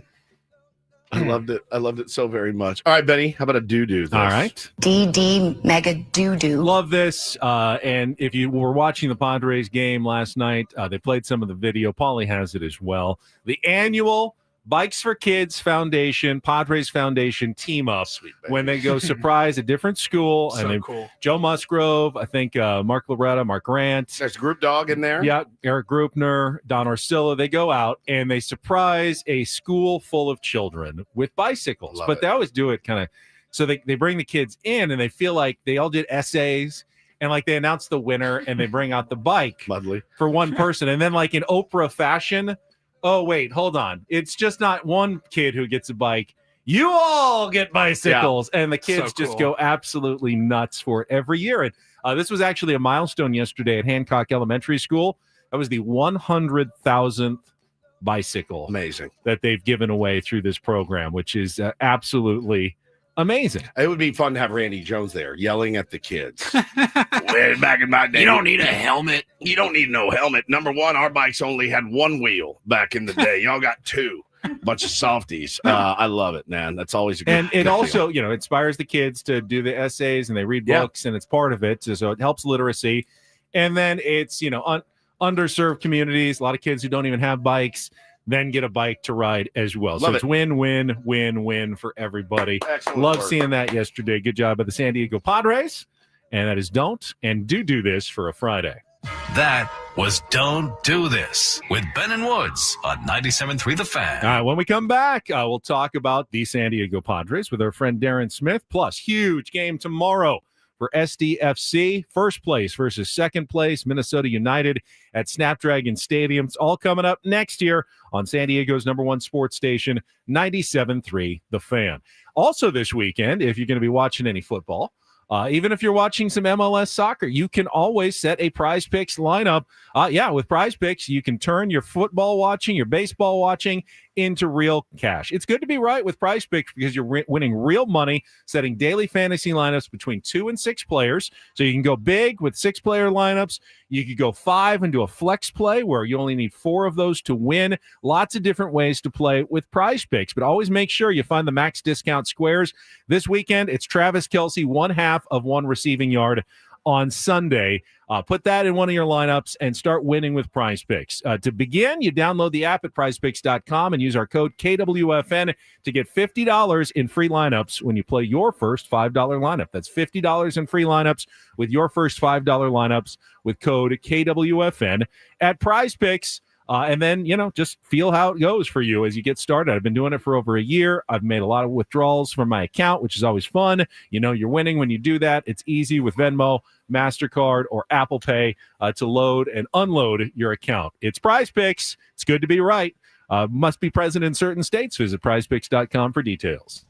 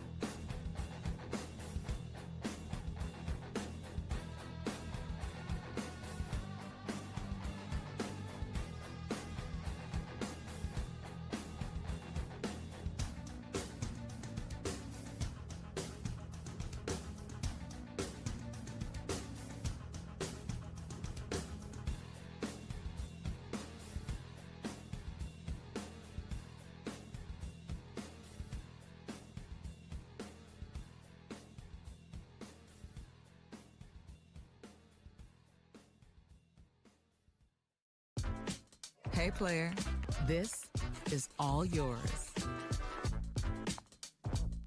This room with this view. This speakeasy with this cocktail. Hey, could you make that too? The spa with this.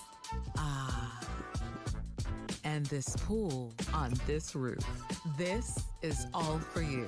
The all-new Hamul Casino Resort, now open.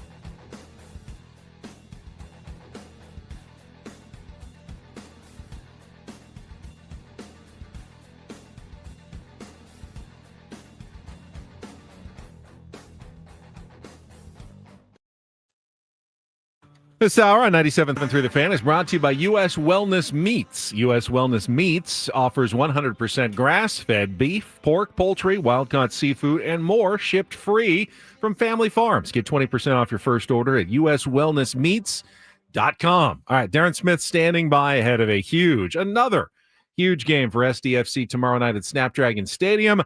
We'll chat with Darren right after traffic here on 97.3 The Fan. From the 855 Get Ross Traffic Center, protecting San Diego after accidents or injury, here's Kelly Danek. Traffic is brought to you by the Del Mar San Diego Pet and Reptile Expo. Pretty uneventful ride on our roads at this time, guys, but we'll take it. Yeah, no complaints at all. Just no incidents or accidents. Seeing some of that usual slowing in usual spots, but maybe a little lighter than usual. It is Friday. Don't miss the Pet and Reptile Expo, September 20th and 21st at the Del Mar Fairgrounds. Adopt dogs and cats, shop pet gear, discover snakes and geckos, build a terrarium, see a live animal show, fun for the whole family. Get tickets at cvreptileexpo.com. I'm Kelly Danek with Ben & Wood, San Diego's #1 sports station, 97.3 The Fan. Well, I don't think I had any more dreams about Darren Smith this week, although I did play golf last weekend with someone who sounded just like Darren Smith. Oh, really? Same, like New Yorkie accent. What is that you've got a little bit of? Me? Yeah. Wow, you're like the first person that's ever put that label on me, that there's a New Yorkie type accent. Most people ask if it's some sort of effort to not have that. So I don't hear that one very often. Darren, he's insane. Don't you know this by now? He's certified. Well, everybody, no one ever thinks they have an accent. I don't think I have an accent, but everybody has some sort of. I get East Coasty when I'm talking to my kids. Little I really Texas, do. Like, I get East Coasty. I'm like, hey, pick up your chair. What are you doing? That sounded like Shrek. What are we doing? That didn't sound like sometimes, Shrek. that's like Sopranos and Shrek right there. I get a little, because I speak quickly sometimes, I think I get a little bit of that, because then I will be animated, which is one of the reasons why I chose radio, because I'm not great at controlling my hands. Same. So I do get that a little bit, but I never ever had. Not many people ever say, yo, you have that New York accent, like you guys. Like, I have friends who are straight out of Central Casting for some of those television shows, whichever ones they might be. and like, I hear it when I'm around them. If I go, to visit my mother, or any of them come out here, or we meet someplace, I really hear it. And they're all like, a lot of people say, like, did you work on this because you're a broadcaster? I'm like, no, I just never really had it. But I don't think of you. It's not like the Brooklyn or Queens, like hard city accent, but just more of a general, a little bit more East Coast than not. An East Coast lilt, if you will. D. Smith, how are you, man? How are you? How's everything? I'm good. Good, man. I'm good. I'm also relieved to know the players are still getting after it in the gas lab. So I had wondered about that, if that was just a generation of that I participated in. You and PV ever go out in the day? Yes, he did. Once or twice. He's got stories for days. I've heard all about them. We do. And sometimes, we acted as agents of the club. I mean, Marty Caswell and I could tell you a story about taking Grady Little to the field one night when he was the manager of the Dodgers. Man, he made a mess of that Sunday afternoon game. I can tell you that. And it was your fault. We poured quite a few redheaded sluts down his throat. Yo! Yes, we did. Yeah. And all I will tell you is I was so hungover, I woke up and the game had already started on Sunday. And he was there managing. What is the Wow. recipe of that particular concoction? Vodka, cranberry, and I don't even know. Something It's gross. Never heard of it that just one. was. Like, of all the things that you can drink at the field in particular, like that shouldn't be on the list. no, you're so do you get the like the bubble guts for big games like tomorrow? Like tomorrow's like Yeah. what, yeah. I was wondering Yeah. like what Yeah. do you Yeah, I'm what do pretty you go excited through? about it. I figured. Yeah. Jaeger, I mean, it's peach a big schnapps, one, you and know? cranberry juice, by the way. Jaeger, peach schnapps, and cranberry. Yeah, I mean, no thanks. that will get you. No, thank you. Yeah, that makes sense. And it was hilarious to wake this guy up, and he did do some things. And I remember we were doing that BP show, the BP show, the pregame show at the time, and I confided to Tim Flannery that we had done this, and he mentioned it on the next show. He's like, "Hey, we did a segment called 3 Up and 3 Down."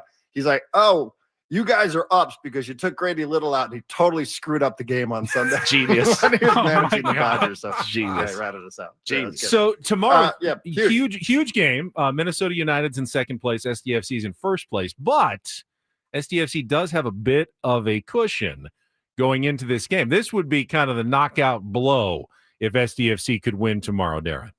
100%. And with 5 to go, including tomorrow, this is again another opportunity for we soccer dorks, to use the term. It's a 6-pointer, meaning that you not only pick up 3 points, but you prevent the team in the rear view mirror from picking up 3 points at the same time. So, and I'm sure they're saying the same thing, because the swing, if SDFC wins, now you're talking about going 8 up with 4 to play. Yeah.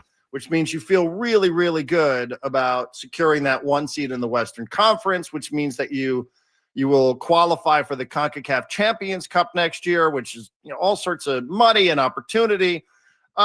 Minnesota's going, hey, we can cut this deficit to 2, and then anything can happen. Any combination of one bad result for us and one good result from them, and we're having a totally different conversation. So both teams have players coming off international duty. So, they have players who have been traveling all over the world.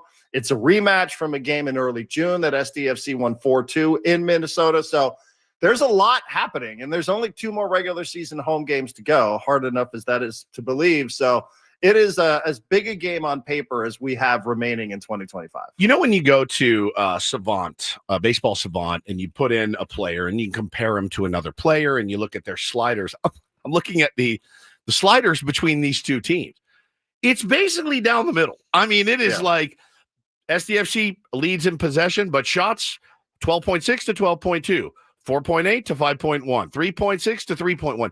I mean, Darren, it's basically split down the middle. They win more aerial duels than we do. But other than that, like whatever that is, they win more aerial duels. Other than that, it's damn near right down the middle. It's crazy. It is. I mean, there's one stat where they're polar opposites, though, and that is possession. Possession. SDFC prides itself as a possession squad. So, we've been 1 or 2 in the league in MLS all season long, and Minnesota doesn't care about this. Now, it's by design. They're just like, we don't care. We don't need the ball. You can have it. And they're 30th. So it's going to be one where SDFC is going to have the ball a lot. Minnesota prides itself in being really, really good defensively. They're one of the better teams in the league at goal prevention. So, it's going to be a challenge. And plus, I think you start thinking now about some of the home results. SDFC's got a ton of credit for what it's done away from Snapdragon Stadium, but the last 5 at Snapdragon Stadium, only 1 win. Yeah. And I had a chance to talk to our favorite guy, Mike Ivadas, earlier this week about that. And he's like, everyone's a little bit different. He also thinks sometimes people come in here with the mindset of just trying to like shut things down, because coaches in this league are kind of risk adverse, especially when they're playing away from home. Here's the thing, though: Minnesota doesn't have that luxury. They're the team that's chasing us, so they're going to have to bring the game. They're going to have to play it perhaps a little bit differently. So I think it sets up pretty well for San Diego. I do. I'm really looking forward to it. It's going to have a big time feel, big sense of occasion to it. So it should be a good one at Snapdragon Stadium. Yeah, even a draw really isn't good enough for Minnesota, so they're going to have to come out a little bit of their shell. It's funny, Darren, because as someone who used to just watch really like World Cup and the U.S. national team, I was like, I didn't care about possession. I was go home run ball. Landon Donovan gets out. You could possess the ball 3% of the game, but if you get 2 goals and win it, that's fine. And I thought, oh, those European snobs, they want you to control the ball the whole time.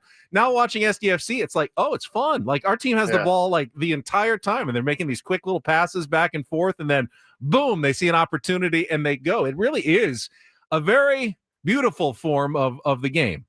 Yes, it is the beautiful game, Ben. I love it when the light bulb goes up. So that is part of it, and it is strategic, and it is not only about wanting to, to make a million passes in a game, which we as broadcasters always love.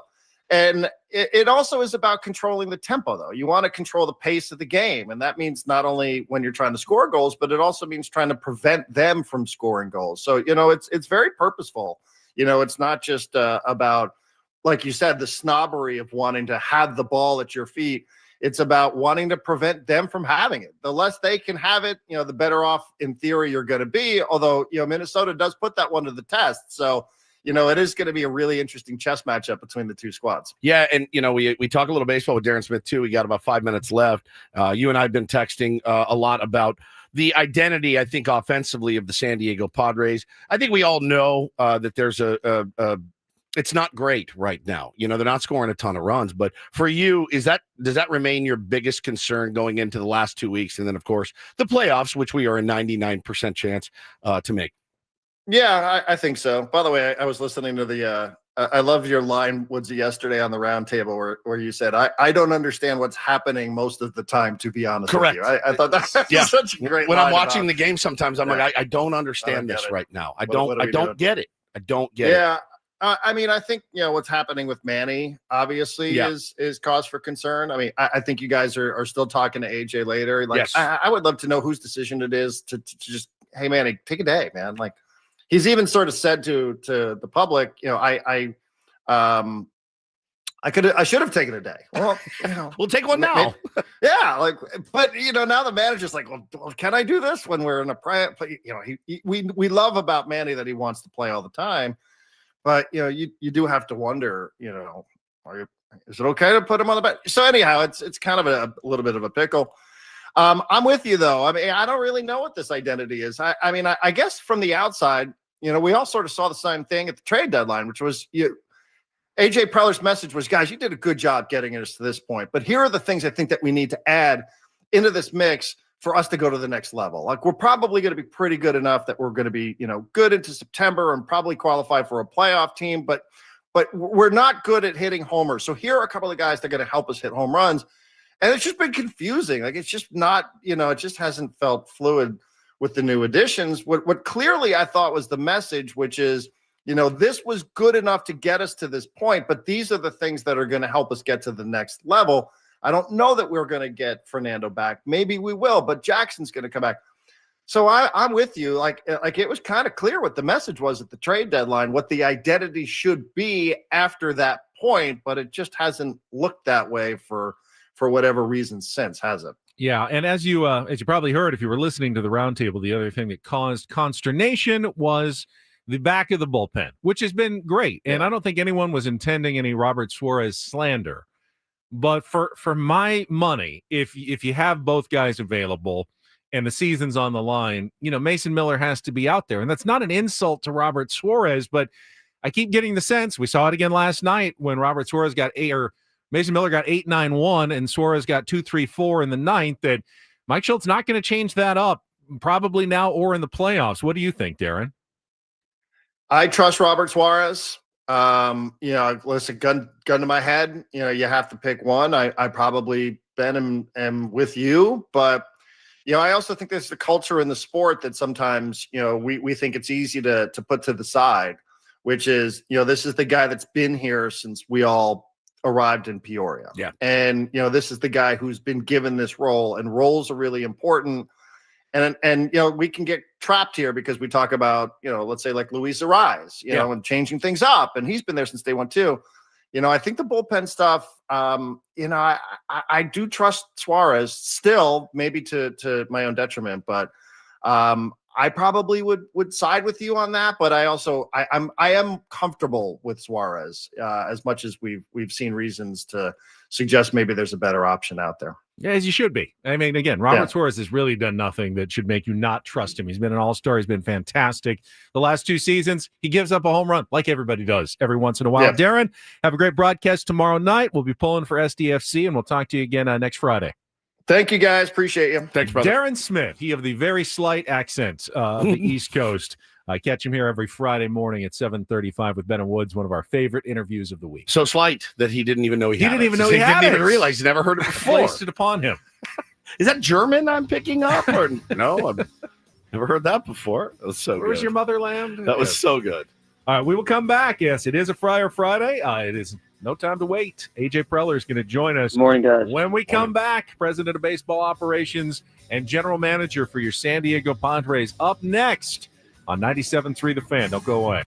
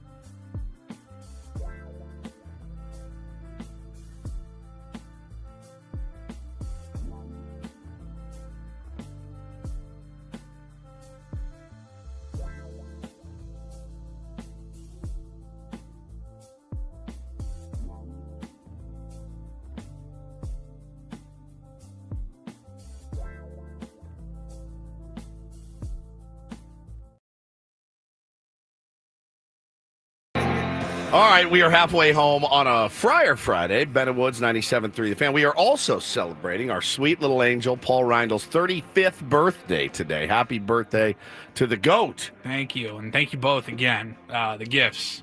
The electric scooter. Yeah, the electric scooter. And the Ken Griffey Jr. rookie card. 89 upper deck. Really unbelievable. The holy grail of cards for Paulie. I know you tell the story every holiday season about the Terminator guitar. My dad gave me, yes. What would the electric scooter version of that been? Because we got Paulie. We got him a good one. We did. I mean, there's some crappy ones out there. You guys, you helped me out last year too with the record player. You've been getting much better as our show and our friendship has gone on at listening. Because I was like, yeah, I'm gonna get a scooter when we move. I text Megan, I'm like, And tell you're him like, to shut up about the scooter. Stop looking at scooters. Stop looking at scooters, man. And we just had to make sure we got it. I'm sure they have like some $99 They do. scooter Oh or yeah, something. they do. They could have gotten like the Target record player that's Yeah. like the all-in-one. Yeah, the one that in like the little box. But no, we got AJ Preller on the line. Is he Just joining calling us? in. Just Okay. calling I haven't right even now. I'll screened let it. Paulie greet him, Okay. and then we will get to our Friar Friday guest in just a moment. Of course, Padres 2-0 winners over the Colorado Rockies last night. They'll continue their series tonight at Petco Park at 6:40 p.m., 5:40 pregame show here on 97.3 The Fan. And joining us right now, the president of baseball operations for the San Diego Padres and general manager. Get right to him. It is AJ Preller on this Friday on 97.3 The Fan. Good morning, AJ. Morning, guys. How are you? Doing well. Now, this is the first time we've talked since Ben took a big dump on your trade deadline. Oh, so my I God. hope maybe tensions have calmed down a little bit. You know, how I had a measured reaction is what I had. No, Has he apologized? has he yet, apologized AJ? yet, No. AJ? That's No, I the haven't. question. No, I just left one Higgins for another. Oh, did were you? playing with Playing some Sammy this hoops? morning? Yeah. It's funny how Just- that always just seems to left. work out. I'm Yeah, clearly so I just say I enjoy one of the Higgins brothers a little bit better than the other. No, hanging out with them. I'm sure you'd like you my guys dad. figure it out. So do I. You'd like my dad, my sister, my mother. You'd like them all better than me, AJ. I'm the least favorite member of the Higgins family for sure. It's so good. Oh, it's All good. right. I want to ask you a big picture question to start because I think this is kind of a tough one. Obviously, I know your team and your skipper and your players want to win every single game. You put yourself, Fangraphs 99% chance to make the playoffs at this point. But with 15 games to go, how important is it to try to chase down the Cubs or the Dodgers in order to get a home playoff series versus maybe giving your guys some extra rest? We know JP Series is coming up to start today to give the arms an extra day in the rotation to make sure that you guys, whether the game is at home or on the road in the first series, are fresh and feeling as good as possible going into the playoffs. Yeah, I mean, I think the goal when we started the year is you start off with winning the division and then getting in the playoffs. So I think from our standpoint, we were in a position here with 15 left that we have a chance to do both. In terms of in a pennant race for the division title, and then I think we'd love to host a game here at Petco. So and be at Petco in front of our fans. We played really well this year. So. Schulte and the group, we're constantly talking about what that looks like. And we understand this, again, we're coming down the home stretch, but we've got a lot of players that are super motivated. They're going to be on the field. Everyone's playing a little banged up at this time of year.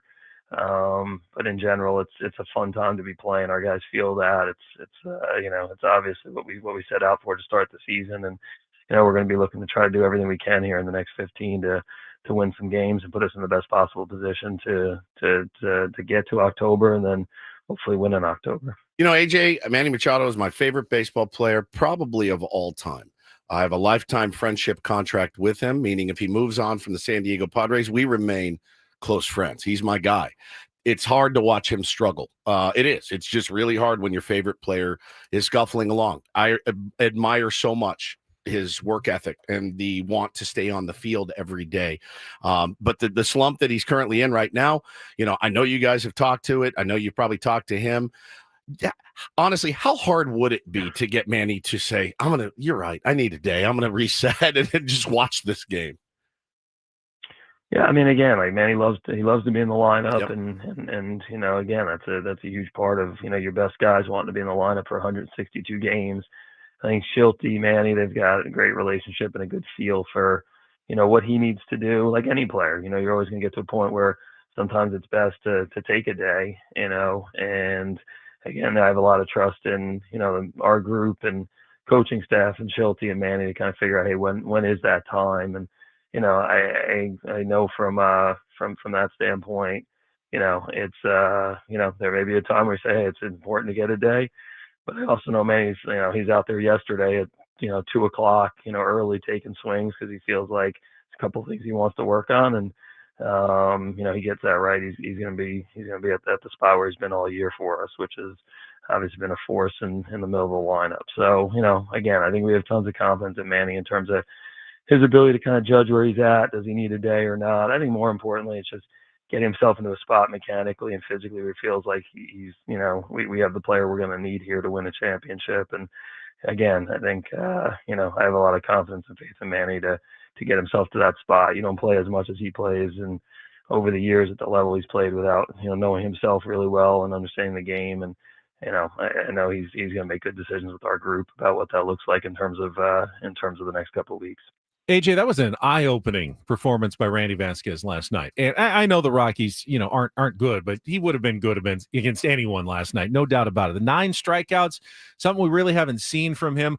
What do you envision Randy's role now, heading into October possibly, and now his long-term future here with the San Diego Padres? Yeah, I think Randy the last couple of years, has kind of been unsung hero, amongst the pitching staff and for our group and our team. He made a lot of starts last year and put us in position to win ball games, and the same thing again this year. So, he's a young pitcher that's still developing, and you got to have patience with those guys. And I think he's seen an opportunity here now, with post trade deadline, and an opportunity here to step up into a starting rotation spot, and he's responded really well. And then honestly, not as much of a surprise or a shock, because he's kind of been that guy the last couple of years in terms of quietly taking the ball and giving us a chance to win every time he does it. I think it's been one of the much needed. We've talked about the starting rotation all year. We've withstood some injuries, some different things we've seen really dating back to last year with Joe and Michael and Darvish and some other things. And you want to be in a spot here where we get to October and we have starters we can rely on. Been a good week from that standpoint to see what Pivetta did the other day against Cincy, and stepping up. He's been doing that all year and kind of even taking it to a different level. Obviously Michael King returning, Darvish having a really strong outing the other night, and then watching Randy yesterday. So I think it's we'll lay it all out here every day. Shilty, Ruben, they're talking about the rotation and what's the best way to do it, kind of balancing what you mentioned earlier, giving an extra day rest here or there for the starters versus putting our best foot forward to win this division. And Randy stepping up is a nice piece of the equation for us, honestly. Talking to AJ Preller here on Ben and Woods this morning. I had kind of a chicken in the egg scenario yesterday. We talked about the kind of the small ball that the team plays from time to time, a lot actually, like as far as bunting and sacrificing, about 50% more than other teams. And I wondered, I know you haven't scored as many runs as you would have liked. I know the fellas haven't scored as many runs as they would have liked. Is it a chicken or the egg thing? Are you not scoring runs because you play small ball, or are you playing small ball because you don't score a lot of runs?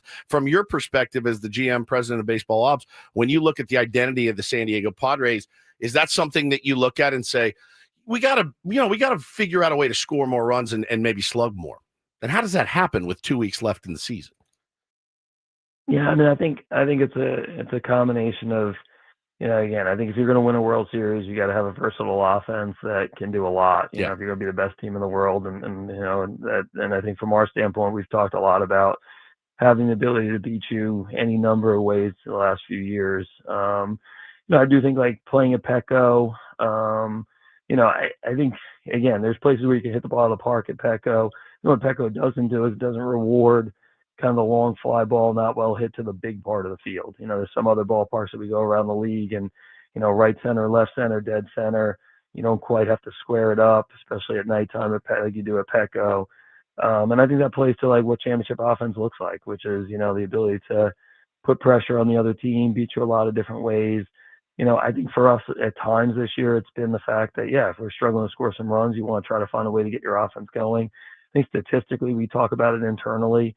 When we run and hit, when we start runners, when we, get bunts down, when we steal bases, we've won a lot of games in the games that we've done those things together. And I think, Tatis has always said, hey, small ball leading to big ball. I think that's the goal. And I think at times you look at your personnel, we feel like we have a lineup now that should be able to do, a lot of everything. And, I think that's what we're going to try to do here in the last couple of weeks. And that's, if the game calls for it, you want to be able to, move a runner and execute, a fundamental baseball play that usually leads to runs, especially in October when they're hard to come by. And you want to be able to hit a home run, and I think that's what Vic and the group talks about all the time. And, what that looks like to put yourself in those positions. And we've done it at times this year. We probably haven't done it enough overall as an offense. And, if we're going to win, my guess is we're going to do it more consistently here these last couple of weeks and into October. AJ Preller, last week in this time slot, we had a good conversation with your skipper about valuing defense. And we all agreed that defense is important in Major League Baseball. But I wanted to ask you, how do you evaluate defense? Because, the eye test, the metrics that we see, things like outs above average and defensive runs saved, some will say that Manny Machado's not a very good defender. My eye test tells me he's one of the best. I know Mike Schilt talks about some of the internal metrics and how well Luis Ariz has played at first base. But how do you really balance all of that and determine, who are your best defensive players?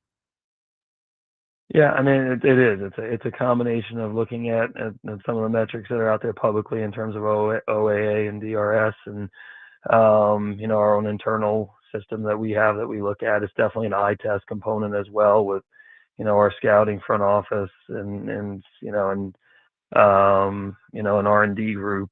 Again, I think the value of defense, it's always important to play defense. Any sport, defense, having defensive players wins championships. We've talked a lot over the years about two-way players and, seeing guys like Tatis and Manny and others over the years having a, team full of shortstops, Ha-Sung Kim and Crony and guys like that. Sometimes the metrics, I think that, especially at first base, some of the first base defense over the years, we've seen Crony go over there and, I think internally we have him ranked evaluated as a plus defensive first baseman, and maybe the league or industry-wide metrics don't quite measure up there. But, again, it's always a balance. Like the last few nights, Schulte's, put Crony at short, Ariz at second. The good news, they played well defensively, and you also have to score. That's a huge part of the game is the offensive side. So, again, that's the ability to put a team that's complete on the field. I think you look at your personnel, at different times of the year, or as you go year to year. Sometimes you're going to be more of an offensive group. Sometimes you're going to be more of a defensive group. But if you're going to win, you need to have that balance and blend between the two, and that's what we're always searching for. Well, good luck, obviously, these last couple of weeks of the season. So much still in play, and we're definitely hopeful and looking forward to a really fun October coming up for your ball squad. Thank you, AJ. I appreciate it, guys. Thanks. Talk soon. Thanks, AJ. There he is, AJ, the president of baseball operations for your San Diego Padres with us here. Forget what he was? No, well, I want to get the title right because it's changed over the years. He was first GM, then he was VP, like senior VP of baseball operations, and then he became president of baseball operations. So it's changed kind of over the years. It has. So I always have to remember what his current title is. I want to give the man his proper credit and due. He's the boss. Good stuff there. Good question. I thought about the small ball. Yeah. I thought it was a really good answer as well that AJ gave about the small ball, that you may be scoring less runs, but you're also winning those games when you're doing those things. It's kind of like, the point of the game is you want to score as many runs as possible, but ultimately you want to do that because you want to win games. And if that is leading to wins, that's something that they're valuing maybe a little bit more than we might metrically for the San Diego Padres. Yeah, for sure. Doing the most with a really good point and taking us all out of our Padres silo that we live in. pretty uncomfortably. Basically says, look, seems like every team is struggling, not just the Padres. It's late in the season, and there are guys going down. Who's the hottest team in baseball right now? Who's the hottest team? Probably the Phillies. The Phillies, and they've got it kind of figured. And maybe they lost. The Giants, but they're both hot. They lost the whole left side of their infield for a couple of weeks at least. That was going to maybe turn them into a little bit of a downward spiral. No. The Giant season makes no sense. They really doesn't. They were really pretty good. Yes. Then they traded for Rafael Devers and got so much worse. And then they traded away a bunch of their, key relievers and one of their key offensive players, and they got better again. Doesn't make any sense at all. It really done doesn't. This year. It doesn't make sense. And what a series that we'll all look forward to watching in concert with the Padres tonight. When you're watching the Giants and Dodgers. I mean, these games are meaningful in September, and so that's a blast. That's what you want. And go Giants, I guess. All right, we will take a quick timeout. Paulie, if you would lock the lines, we will have an opportunity for someone to play Take on Woods in our next segment with a chance to win our grand prize for the month, the trip to the Sphere, Las Vegas, to see the Eagles, the stay at the Venetian, the $100 gas card, all of it with our music trivia challenge coming up next. So call in about 2 or 3 minutes, 833-288-0973, 833-288-0973. We'll lock in a contestant. We'll play our daily game when we come back with Ben and Woods on San Diego's #1 sports station, 97.3 The Fan. Quickly, gang, wanted to remind all of you that the September to Remember sales event is happening right now down at Sedano Ford in Lincoln and in La Mesa. Got a text from my buddy Derek last night. Said he just literally pulled into the parking lot at Sedano Ford and was looking to get a new Bronco. Pretty awesome. Can't wait to talk to him, see how his experience went. My guess is that it went pretty well. The best part of shopping local, you're treated like family. Ask my friend Manny Sedano, Marine vet, car matchmaker extraordinaire. This month, you could lease a Ford F-150 STX just $429 a month, or take advantage of the Got a Buck, get a truck with $1 down, get you a Ford Lightning just $324 a month, or a Ford Mach-E Select just $285 a month, both just $1 down. Or how about the epitome of luxury, the 2025 Lincoln Corsair Premier, just $449 a month. Take advantage of $7,500 dealer cash on the 2025 Lincoln Navigators. The best. I mean, those cars are incredible.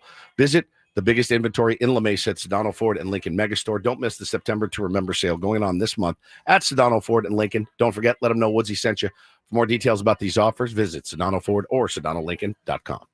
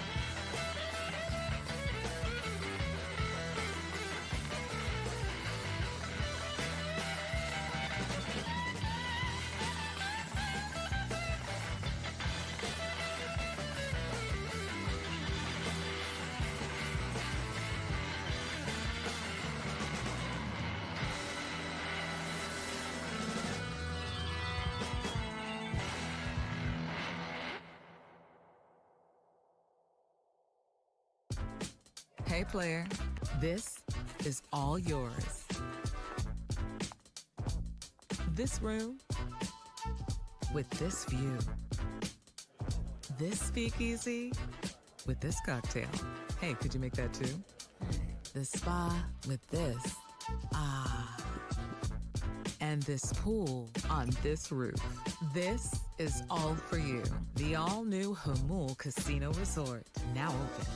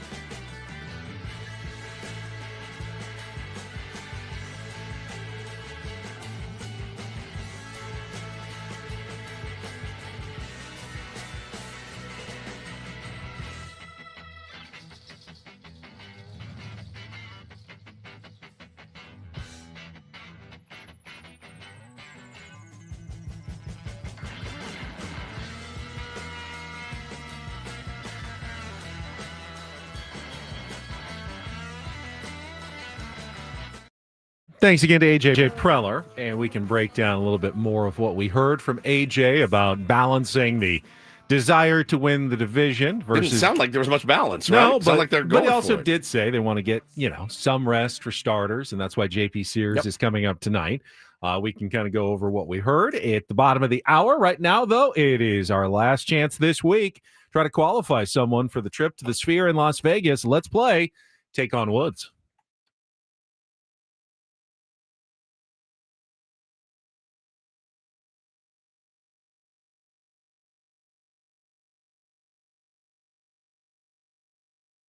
Take on Woods. It's brought to you by Bay Alarm, security and fire alarms for every business. We got you, and we have Cheryl with us this morning. Hello, Cheryl. Hi, good morning. Good morning. All right, here's what is up. We've got 5 questions of musical trivia. First you, then Woods. And if you can beat or tie Woods, you will go into the grand prize drawing. You'll be number 3 this month to qualify for the trip to see the Eagles at the Sphere Las Vegas, 2 tickets to the show on January 30th, a 2-night stay at the Venetian Resort, a Vibey VIP package, and a $100 gas card. You can get your tickets for the Eagles at the Sphere at Ticketmaster.com. Pretty exciting. And to give you a bit of an advantage, we will let you pick the category. Here are your choices. You've got the parts. Those are 5 song titles with either part or a part in the title. We've got songs about somebody. Those are 5 2-second songs, all including the word somebody in the title. And we have a mystery category, which means the 2-second song is a 1-word title that will appear in all of the other 4 answers. So, Cheryl, you've got the part, songs about somebody, or the mystery category. Which would you like to play? How about the one with the part? Part. All right, you've got the part. So we got 5 song titles with either part or a part in the title, one or the other. You'll have 60 seconds to answer as many as you can. If you don't know one, say pass. We'll come back to it if there's time left on the clock at the end. The first question, just the first one's the 2-second song. Paulie will play some music. You need to give me the song title with part or a part in it and the artist to score that one. Got it? Yep. Got it. All right, Cheryl, let's put 60 seconds on the clock. Again, the categories, you've got the part.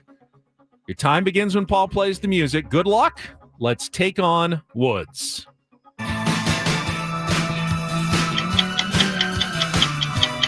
Level Terrace Apart, Joy Division. Correct. The chorus to which In Excess hit goes, I was standing, you were there, two worlds collided. Pass. Which 1985 number one hit by Stevie Wonder tells the story of a man cheating on his wife, only to find out in the end that his wife is also cheating on him.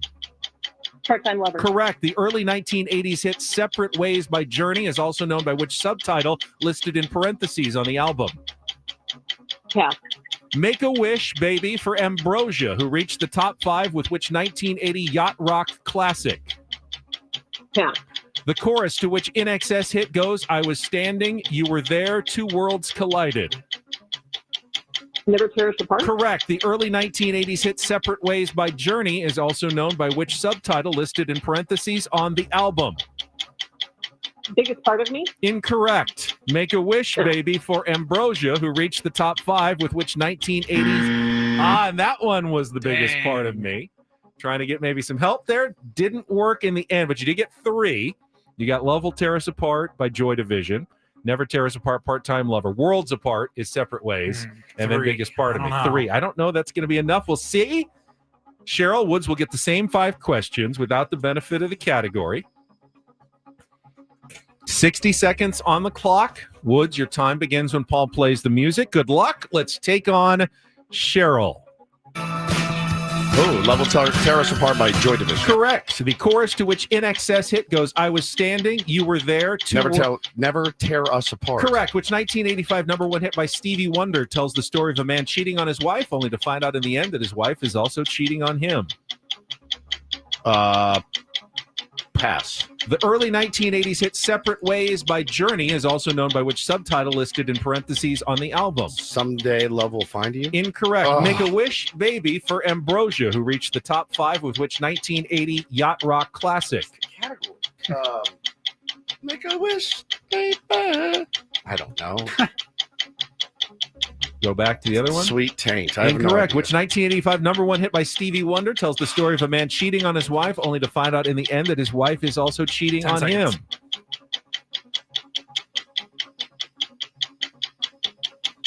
Tear apart. Something tear apart. Tear me apart. No. Guess what, Cheryl? You've won 3-2. Congratulations.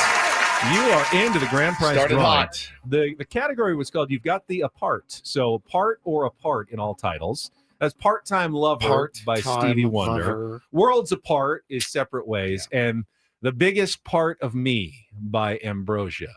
Separate Ways is my favorite Journey song by far. Worlds Apart. That's the one. Someday love will find you. This song rules. All right, stay on the line, Cheryl. Paulie will get Nice your work, information. Cheryl. And you are number 3 Congratulations. into the drawing for the Eagles Friday. at the Sphere. Can barely talk or Yeah. speak, so I'm right there with you. Quit All making right. excuses. Part-time taint. Yeah.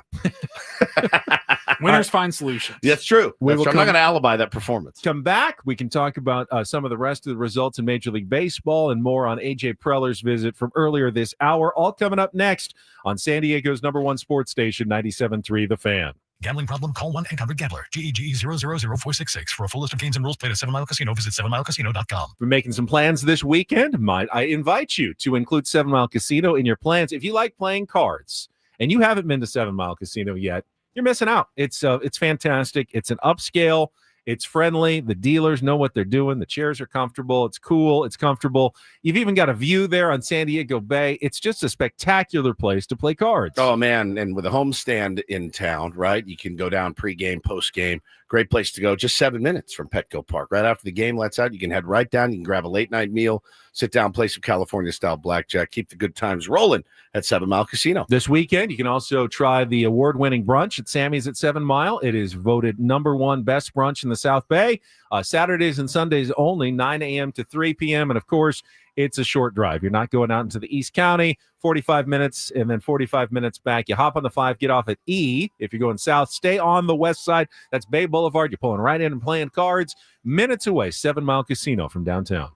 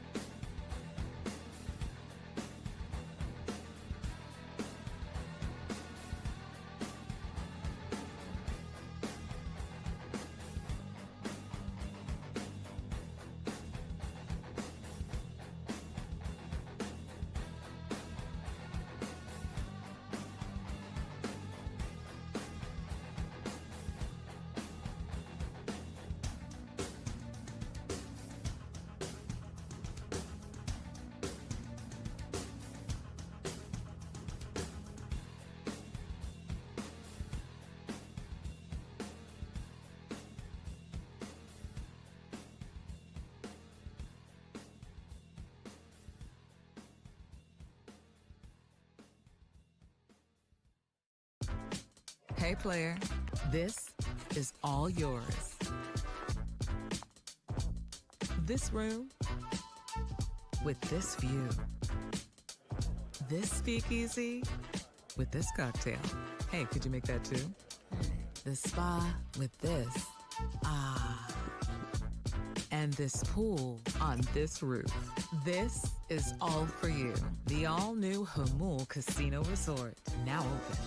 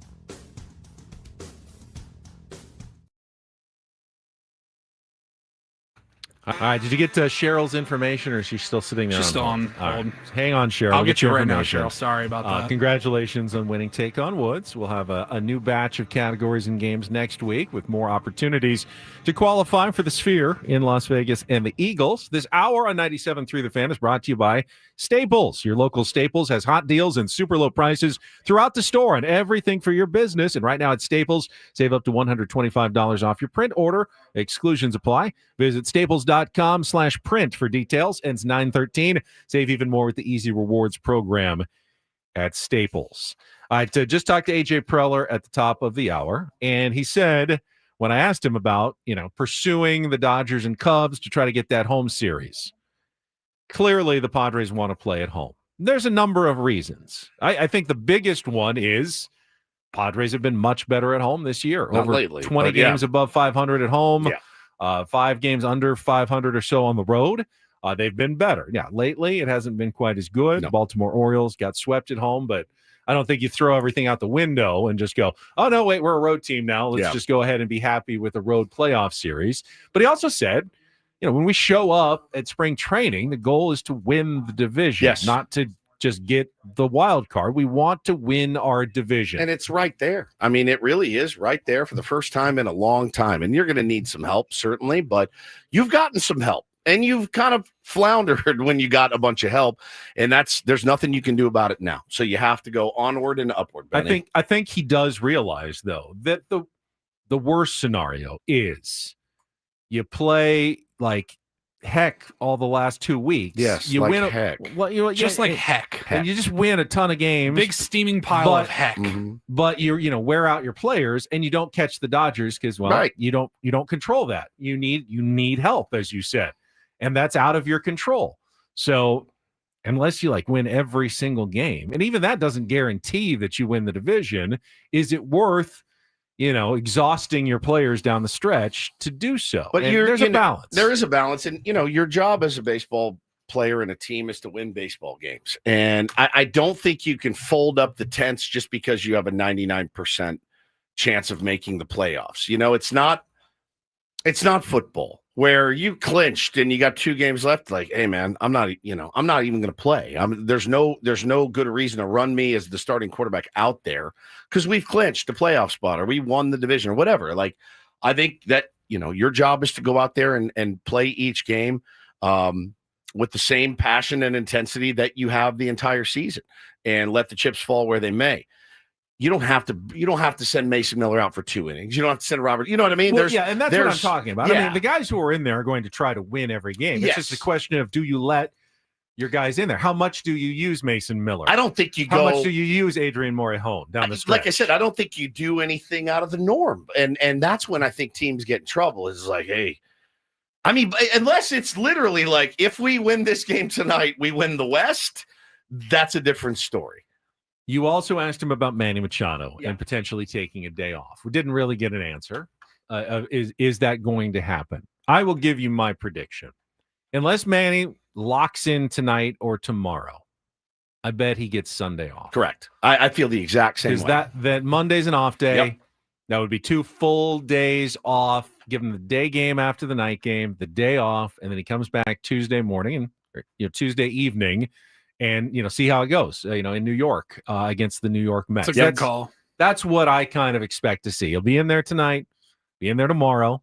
And if it's another offer or just looks a little ragged at the plate, Sunday is an off day. Hopefully going for the sweep. You're like, okay, we've banked 3. Yeah, we banked 3. Let's see Series if we win. Let's see if we can get one more with, you Darvish on the mound and beat the Rockies one last time and give Manny a day off and Monday off and, hotel in New York. Just clear your mind. And then come back on Tuesday against the Mets. That's my prediction. Yeah. I could be 100% wrong, but I feel like that's where we're kind of headed. Well, I think that makes a tremendous amount of sense. So I think, but again, like if he goes out and figures it out tonight and starts smoking the ball, he's not going to want to go 3 out. for 3. He's like, I'll just wait. I'll take my Monday off. 4 for 4. Right. Yeah, it's not taking Sunday off. I mean, he wants to figure out whatever's going to get him going. Yep.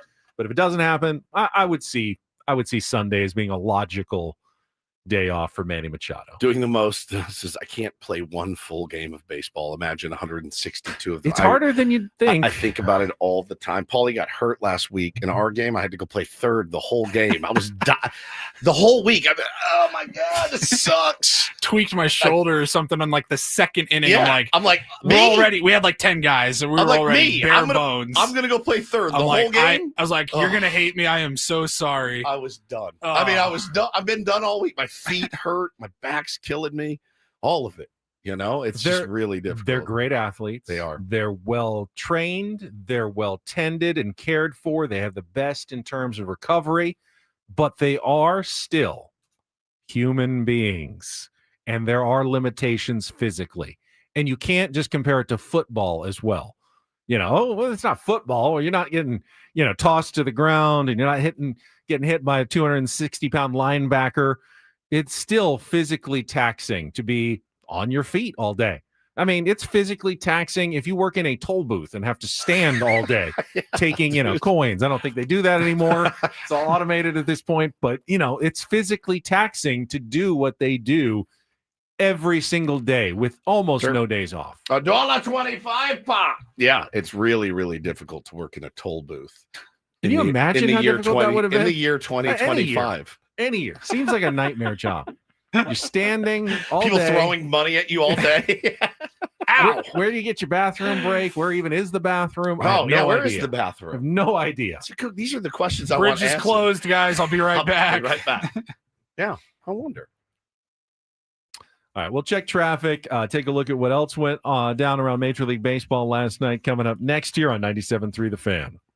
From the 855 Get Ross Traffic Center, protecting San Diego after accidents or injury, here's Kelly Danick. Traffic is sponsored by Islands Restaurant. A couple things to let you know about. Crash blocking in 2 left lanes, North 805 before Imperial. Tow truck is on scene assisting with that. And someone's dropped a box spring in middle lanes on Northbound 5 right before Old Town. Islands Restaurants, summer refreshment, paradise ambience, and the best burgers in town, like the Big Wave with cheese and fresh cut fries. $10 now for a limited time only. Visit one of our Islands Restaurants throughout Southern California today. Dine in only. I'm Kelly Danick with Ben & Woods, San Diego's #1 sports station. 97.3, The Fan. Am I led to believe that you don't know what Toll Booth Willie is? I do not know what You don't know what Toll Booth Willie is? I do not. Paulie. One more trade from AJ Preller. Ben Higgins for Sam Higgins this offseason. AJ would be on every day. He would be so happy. And I would have so much inside scoop because they play basketball Yeah, they're together. basketball buddies. Yeah, it's crazy. I thought you would get more scoop because your brother plays with him, but no, we don't Possibly really get much less. scoop. Possibly It's- less. I'm still Possibly working on less. getting AJ out with the tier 1s on Tuesday nights play, it would be regularly. elite. But I promise you, if that ever happened, yeah, I'd share some information with you that Right. if I had it. If you had it. But you really don't know Toll Booth Willie. I do not know Toll Booth Willie. We are the same age. Adam Sandler put out that comedy record many, many years ago. Toll Booth Willie was on it. You didn't listen to it. I did not. So you don't know. I'm not an Adam Sandler fan. You don't know the I've never longest been. P or anything like that. No. Man. They're all going to laugh at you. You don't know that? They're all going to laugh at you. Oh, my God. All right. No. Another brilliant reference goes unnoticed. Yeah. in the Ben Woods program. I'll play it for you. You got like tier it. ones. They all got They got it. the You joke. can feel That's true. satisfied I that want they you got the to joke. feel it, though. Sorry. That's all right. We mentioned that the Phillies completed their mop of the Mets. Did you see how it happened? They were up the Mets scored four in the first inning. Yeah. And then never got another base runner again. 25 God. straight outs recorded by Jesus Luzardo and the Phillies as they came from behind. So they left Luzardo in to pitch. He gave up his he gave four. a 4 and then didn't give up anything. Just Bore like down. turned. I mean, you never think that's going to happen. Right. Like, okay, can you wear it and give us a few? And you're down 4-0. Wear it and give us at least 3 or 4 innings before we get to the bullpen. He was great after that. It just sometimes happens where a pitcher struggles in the first inning, figures it out, locks in, and goes. And that was the extreme example yesterday for Jesus Luzardo as the Phillies won again.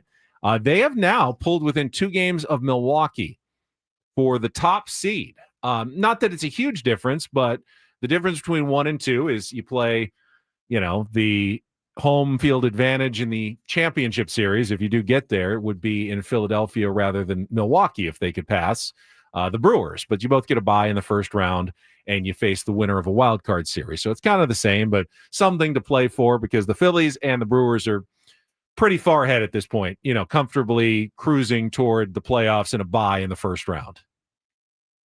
Okay. I kind of black out when you start talking about the scenarios. I'm just do? going to be honest with you. Really? Yeah, I do. I black out because I can't really follow. Well, I black out when you give references that I don't understand, like Toll Booth Willie. What am I saying? I don't know what. I'm coming what am out I, of the booth. What am I supposed to do with that? When he starts spinning those scenarios, my eyes glaze over. I'm like, I want to understand. I'm just a game by game guy, though. You know how that goes. No scenario here. Just a well pitched game by Kevin Gossman. Complete game 2-hitter. Blue Jays shut out the Astros 6-0. But with the Mariners winning in extra innings again, guess what? There's a first place tie now. Yes, they with a walk in off. the American League West. 6 in a row for the M's right now, feeling real good. Yeah, they were real good. They were struggling for a while, and then you know what? Flipped the switch and turned it back on. Now they're That playing must at be home. nice to just flip the switch and win What 6 does in a that row. It could happen to the Padres. It I mean, could. it happens It all the could. time. It just happened to the Mariners. Now the Astros have to worry again about behind them. Yep. Texas Rangers are what? Game and a half back? They Or are 2 games two back? games back. 2 games back of both the Mariners and the Astros. They've won 4 in a row. I mean, they're still in contention for the division Yep. title, for the wild card. The Texas Rangers is going to be the AL West is going to be probably the most interesting division over the last couple of weeks of the season. Yeah, Astros, Mariners tied. Rangers 2 games back in the division. Tigers running away with the AL Central, certainly. Guardians still kind of alive. They 3 won and a half again, back. 3-2 over the Royals yesterday. And the Yankees got 2 home runs from Aaron Judge. He tied Joe DiMaggio for 4th on the Yankees all-time list with 361 Pretty good. career home runs in a 9-3 win over the Detroit Tigers in some limited action yesterday in Major League Baseball. Yes, sir. Also had first football game of week 2 of the NFL season last night. I really did not watch a ton. I was going to be completely transparent and let everyone. I forgot that it was on. I legitimately forgot because I didn't forget. I was dialed It was a good game, but the Packers were clearly better than the Commanders. Playing at home. Jordan Love was good again, 292 yards, 2 touchdown passes. Did see Austin Eckler. Yeah, I did. I saw that the highlight, old low light. non-contact Achilles injury in the fourth quarter of the game yesterday. I haven't seen an update yet today, but it's not good. That Dan looks Quinn very said. much like out for the season, based on what that sort of injury was. But Packers and Micah Parsons impact right away for the Green Bay Packers. You can say they gave up a lot, 2 first-round picks in the trade with the Cowboys, but they got a lot as well. One of the best pass rushers in the game. Jaden Daniels couldn't really do much when they dropped back and Micah Parsons was coming. There was not time for him to get anything significant off. Was averaging less than 5 yards per play, got sacked, got hurried a bunch of times. Real impact yesterday by Micah Parsons in just game 2 with the Green Bay Packers. And yeah, I'm excited for your 9:20 segment, the yeah. Ben's Super Sexy Saturday Stinkfist schedule. Get us dialed in for college football. A little better than better last week, which was last week was rough. Kind of a not great schedule. There's some better options this week, although I wouldn't call it anywhere near as good as week 1. Who's the backup quarterback for the Niners? Because Brock Purdy, I saw, is out. I think the Niners are also asking that question. They don't know either. I thought, when we let you know, we'll let you know. 3 weeks at least for Brock Purdy with a hurt toe. Who is their backup? I think they are actually shopping around. Now, who's the actual guy who's been backing them up in camp right now? Is Mac Jones. Mac Jones. Wow. I have not heard that name in a while. But I think they would like to try to upgrade that. I would think so. I'm not sure who's really available, but that's obviously a bigger, Huge. I mean, team that was devastated by injuries last year, was expected to be, Super Bowl contender. Christian McCaffrey was hurt. Everyone was hurt last year. And now they're starting the season the same way. George Kittle is on the IR. He's out until at least October. And now Brock Purdy going down for what they believe is going to be not just one game, but potentially several weeks as well, is not the way that San Francisco 49ers fans were hoping to start the season. That reminds me, though, one of my favorite 49ers fans called me yesterday with a pretty wild story. Friend Matt Janella, who filled in for you one day when you were off in London, is a 49ers fan, but giant Padres fan as well. And he travels a ton. He's a world traveler, goes everywhere. He loves the round table. He said, I was listening to the round table. I decided to give you a call. But the reason I have extra time to listen to the round table, I was rushing to make a flight and running through the airport terminal.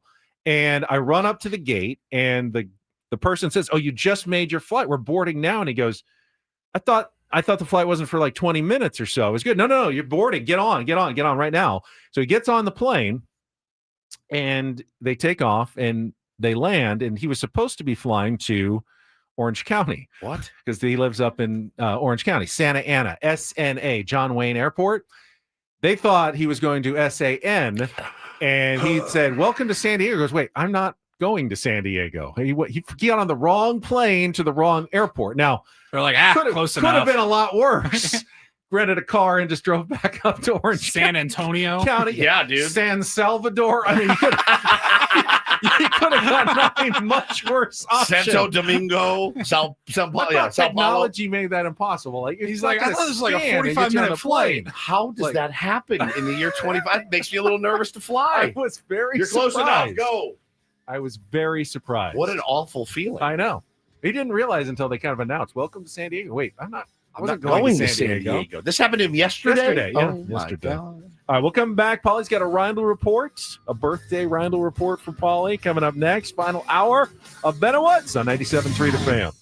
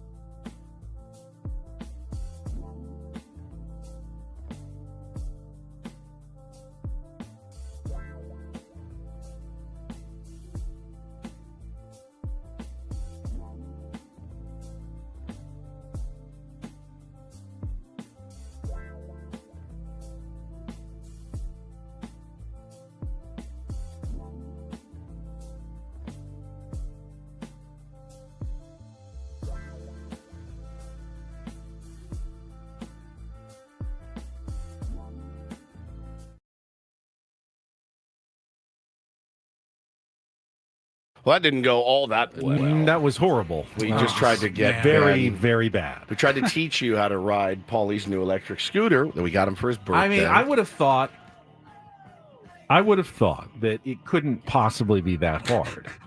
Everyone else does it so easily. Like if we had gone out like in Philly, and grabbed rented scooters, and you said, "Oh, it's fine, just hopped on," I would be dead. You would have died. I would have died. I would have driven right into a train or an Uber, and I would be dead right now if I hadn't known and what I know now that I can't ride a scooter. I'm glad I found out in the safety of the Odyssey hallways. At least I didn't crash it or wreck it. We found a nice straightaway for straightaway. you, and we said, "All right, here's your throttle, here's your brake. You just, give it one little kick, get it going, and then just lightly pull down on the throttle. You start moving." Did not either of you have the same issues the first time you got on? Never once. Nothing. The minute I got on my A very bird first scooter, a bird lime scooter, I whatever those were. thought to myself, this is what heaven is. Scootering around downtown San Diego. I go, this is truly everything.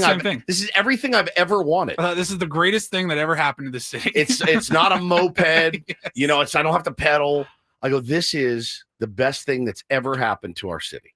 And I've loved them ever since. My wife and I, when we went on our honeymoon to Paris, we saw in one day like 14 miles that normally I would have had to walk. And we scootered all around the city. It was the time of our lives. The time of our lives. I mean, it was do like the idea of not having to walk, but I would be terrified on city streets. Cobblestones. We did run into some cobblestones. That really sounds Parisian awful. street. Sounds the awful. scooter looks like it's got pretty thick wheels. It's thick. Good. Like, shouldn't have any problems with some bumps or cracks in the sidewalk. It is a beauty, man. That was a blast, but Ben made it went about 3 feet and ran into a chair. And then what? You panicked. Yeah, I was panicking. You panicked, and you had to put your feet down. Imagine to run. just holding onto the handlebars. We're like, just keep it steady, and as soon as you started moving, meth hands. You had full meth. It was not. So that's probably the last time we'll make you do that. Thank you. You don't have to do that again. Definitely not fun. So if we go somewhere, because we're going to play, I'll just walk. It's fine. Well, Paulie and I will zip around. Yeah, you just run we circles just do around. circles Me. around. Yes, Let's go! Ooh, take your scooter to spring training. Oh, I will. I'm sure Schilt will love to see you and me just flying around the complex. Zipping around the complex. I'm sure I'll just get a petty-cab. They will love it. Follow along. Yeah, your balance was the thing, and then you panic. You panic. Never been a good balance person. You play golf. You have to have elite balance to play golf. There's no motion involved in golf. But I also have you seen my footwork in golf? I'm Scotty Scheffler-esque in terms of all over the place. It's definitely never been my strength. Scotty Scheffler-esque? You're Scotty Scheffler-esque. In golf, in terms of my ugly footwork. He has the ugliest footwork on tour. He does. Now, you don't know how he's so good. Greatest golfer on the planet right now. He's like dances all over the place. It's everything your golf pro, when you took lessons, told you not to do, what Scotty Scheffler does. Yeah, don't watch him. I mean, now it's different. Now guys are actually trying to emulate him because he uses that to generate more power, and it's great. But that is not the old school way of playing golf, is the way that he does it. I'm really surprised that you didn't pick that up. You're not surprised. You can't be surprised. I'm surprised at how bad it was, I am to too. be honest. We got a little video. Yeah, of course you do. Yeah. All right, Paulie, Reindl Report. Let's get to it. And get things started here with our today's edition of the Reindl Report. Now tuned into the greatest.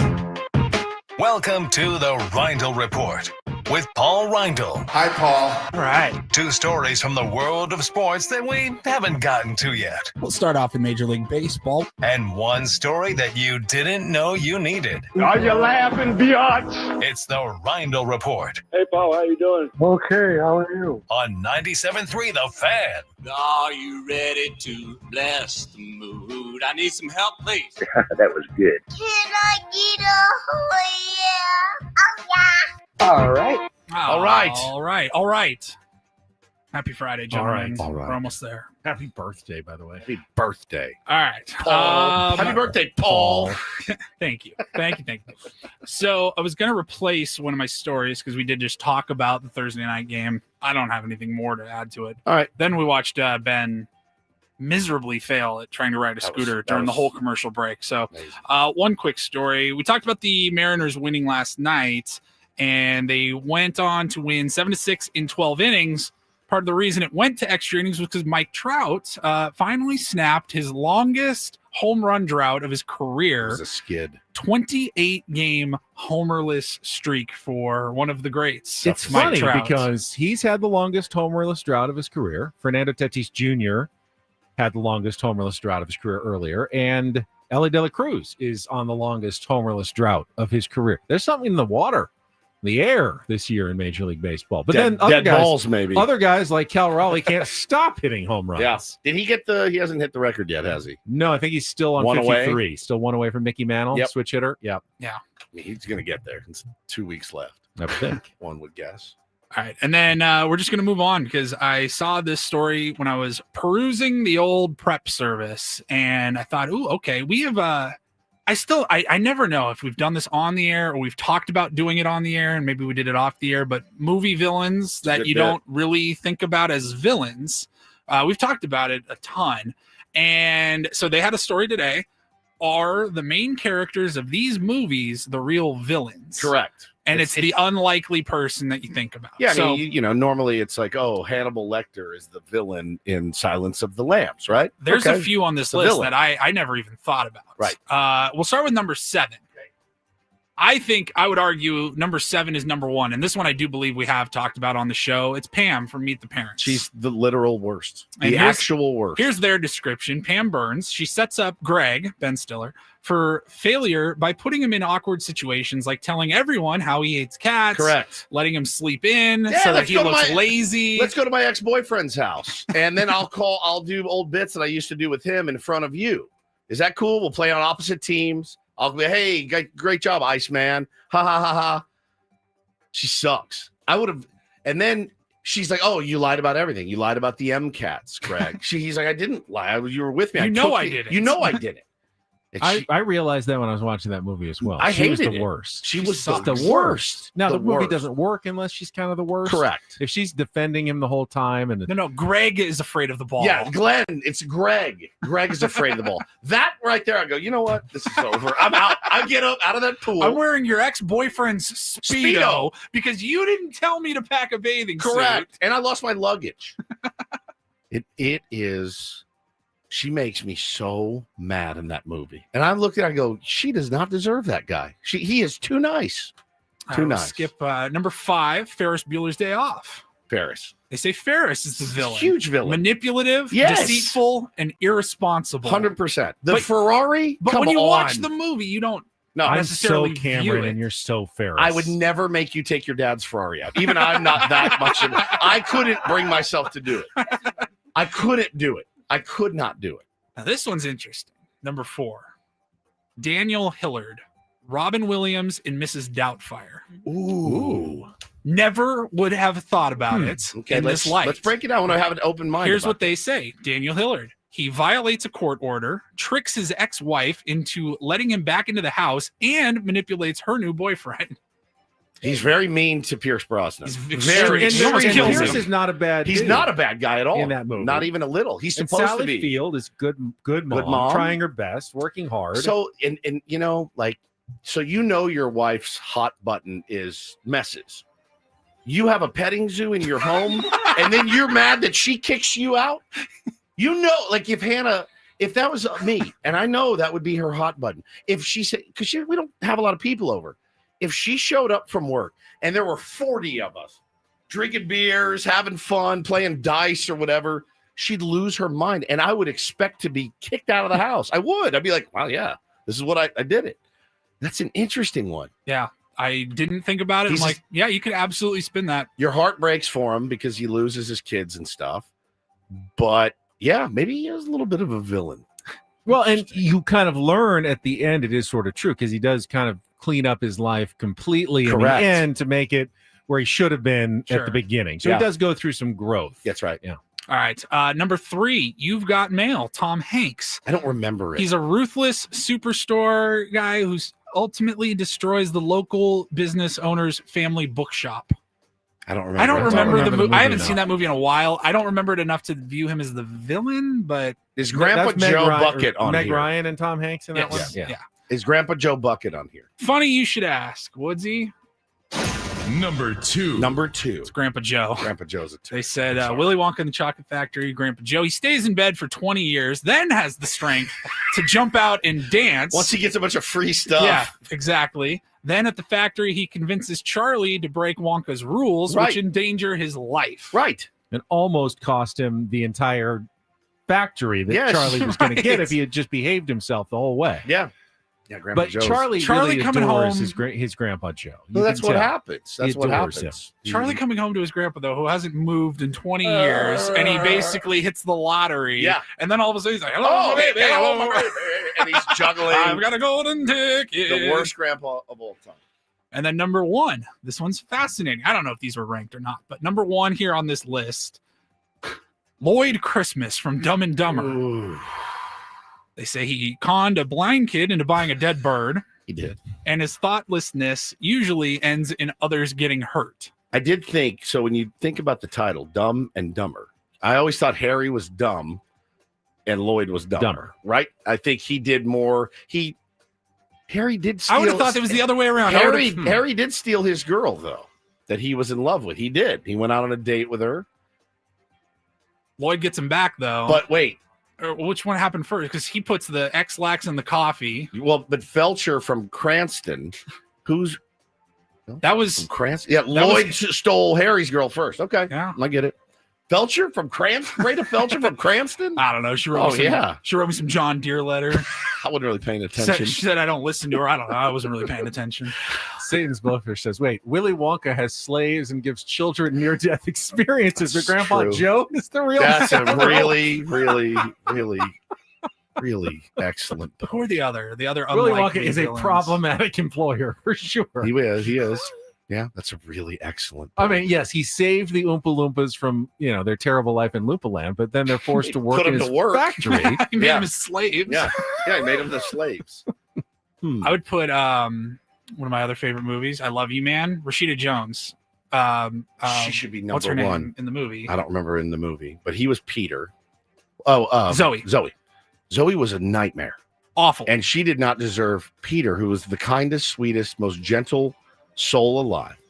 And her horning in on that Rush concert that he wanted to go to, that has bugged me since the minute I saw it. You go, can I bring Zoe?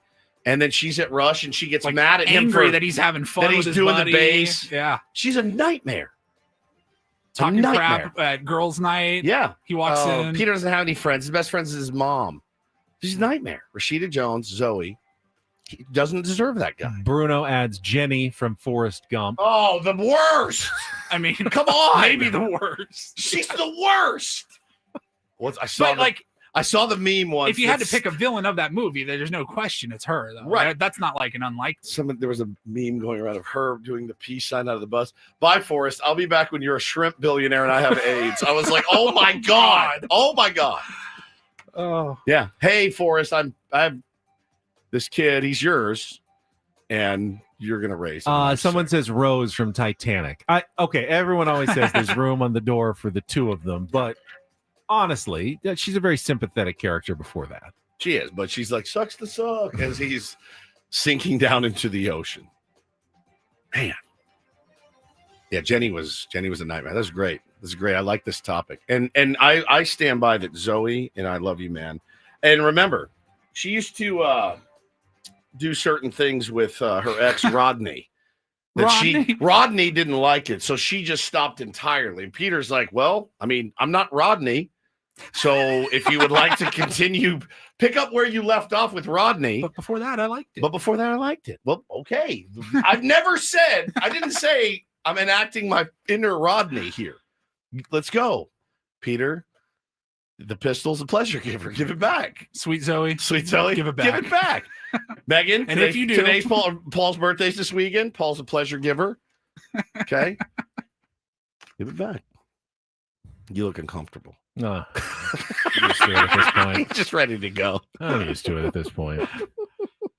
Oh, man. That was great.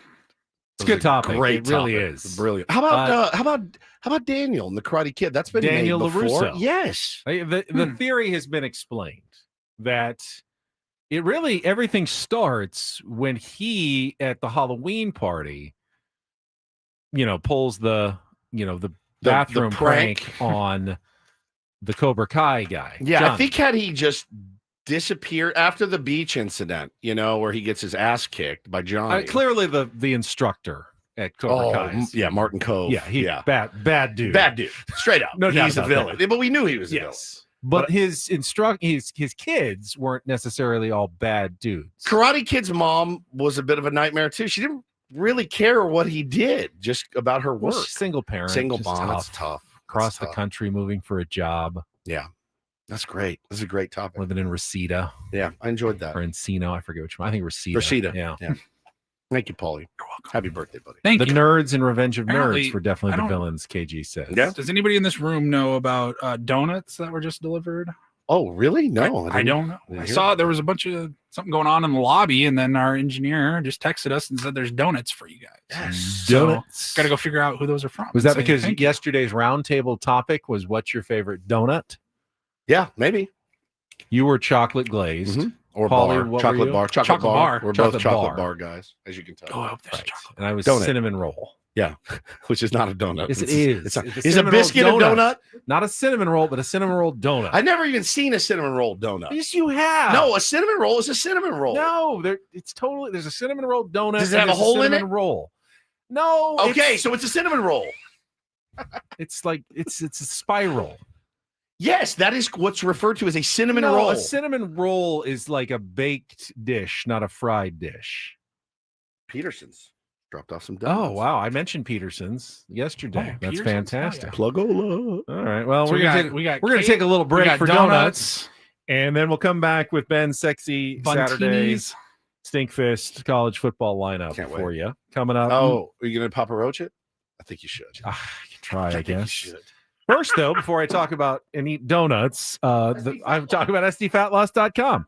You know what? You can actually. I mean, I wouldn't recommend doing it all the time, but I had some cheat days when I lost my weight. I went on vacation, ate a ton, got right back on track, still lost 40 pounds in 60 days, thanks to the amazing strategies and help I got from my coach, my counselor at sdfatloss.com. They can explain to you how you can lose up to 10 to 20% of your body weight in just 60 days. That's up to a pound of fat per day by eating real foods from the grocery store, from restaurants, chicken, steak, fish, vegetables, no shakes, no bars necessary. They're not asking you to buy their meals or any food at all. They're just coaching you to how to do it yourself and lose weight. I love that I was doing it myself. I love that it was effective. Get on the scale. What a motivator. You see that weight come off almost every single day. You're motivated to keep going. And then when you're done and you're not switching from, bars and shakes to real food, so much more sustainable. I've kept the weight off for 2 years. Yes, I've had some donuts in the interim, but it's much easier now for me to maintain my weight thanks to sdfatloss.com. No injections, no exercise necessary to lose the weight as well. Find out how it can work for you by setting up a free consultation at sdfatloss.com. Now, only through the rest of the month of September. They tell me you better do it now. Use my name, Ben, when you go online and get $200 off the program at sdfatloss.com. That's sdfatloss.com. Results may vary.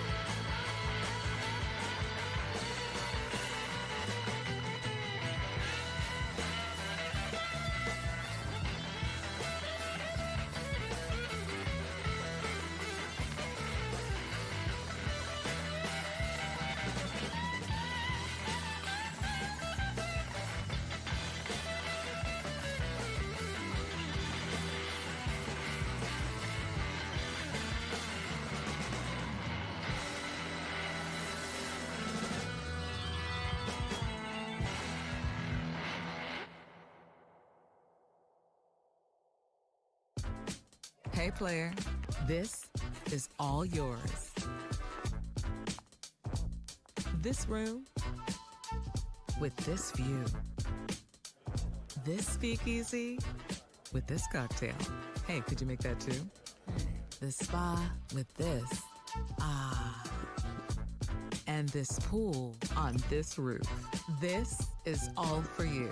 The all-new Hamul Casino Resort, now open.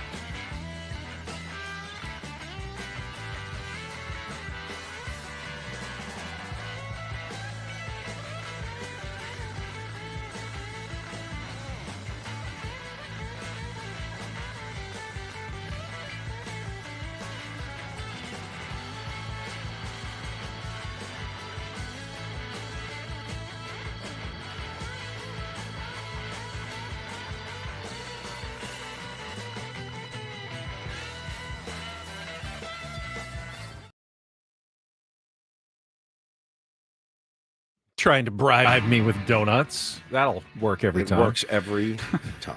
Thank you to the crew at Peterson's Donut Corner in Escondido, bringing by way too many donuts for the minimal staff we have on Fridays here at 97.3 The Fan. I had one of their pillows, which is basically their version of, have you ever heard of the cronut? Oh, yes, I have heard of I had cronut. one in New York when it was all the rage, when I went and visited my buddy. This one, really good version, though. It's like a croissant donut combination. Very, very good. Still hung up on the cinnamon roll thing, though.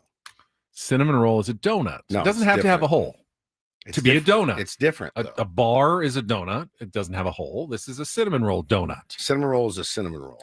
Is a biscuit a donut? I ask you. It's not a cinnamon. I wish there was another name for it. It's much It's more a like cinnamon it's roll. an apple fritter without apple, essentially. It's hence a cinnamon roll. Why are you so reluctant to call it a cinnamon roll? Well, that's what they call it. But because it's that's not- what it is. But it's what not, it is. It's not like a Pillsbury cinnamon roll, which is like doughy and baked. This is fried and raised like a donut. It's just flavored with cinnamon, and it's shaped in a round circle that makes it look like a roll. Do you peel it? No, not really. You just You don't? you eat it. You aside. eat it? So, Okay. Yeah, you just eat it like normal. All right. It's a donut. It's not. Still, though, the box, amazing. There was that one with Fruity Pebbles that always looks intriguing to me as well. I grabbed a plain glazed, and it was outstanding. Very solid. Yeah. I don't feel any guilt. It's Friday. No guilt Fridays. Jimmy V says, I don't know how Woods doesn't know what Ben is talking about. I honestly don't.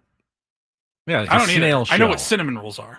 It's shaped like a cinnamon roll. Like a but snail it's shell. done. No, it's not. A cinnamon roll, well, I mean, it can be shaped like a cinnamon roll, but What is it normally shaped like? A conch shell? It's not a donut. It's a donut. It's not a cinnamon roll. It's a cinnamon roll donut. You just said it's a cinnamon roll donut. I know. That's what they call it. It is confusing sometimes.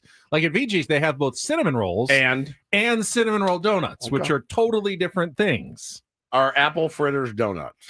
Yes. This is very much an apple fritter without apples. All right. A bear claw without nuts or whatever is in a bear claw. And just shaped a little differently. Do you like a bear claw too? That wasn't that Ella's answer, bear claw? Someone said bear claw Of course yesterday. it was. Yeah. All right. Is it time? Do we have music? How do we do this? I don't So know. early in the season. It's time for Ben's sexy Saturday Stinkfist college football lineup. Best games of the day. If you just want to plant yourself in front of the television from 9 a.m. until midnight, here's the best way to go about it. Starting 9 a.m. tomorrow with number 12, Clemson at Georgia Tech. Still got it, Paulie. I wasn't ready for that. I wasn't ready either. I forgot we asked him to do that. You asked me to do it. And that one This took me is by big surprise. because a second loss for Clemson could end any of their at-large playoff hopes early in the season. Yeah. Even though they're number 12 on the season, already lost once. They do it again. You don't have that strong of a schedule in the ACC to build it back up, so you'd have to win your conference to get into the playoffs possibly. So that's a big game, and they're only favored by 2.5 on the road. So that's a pretty good one.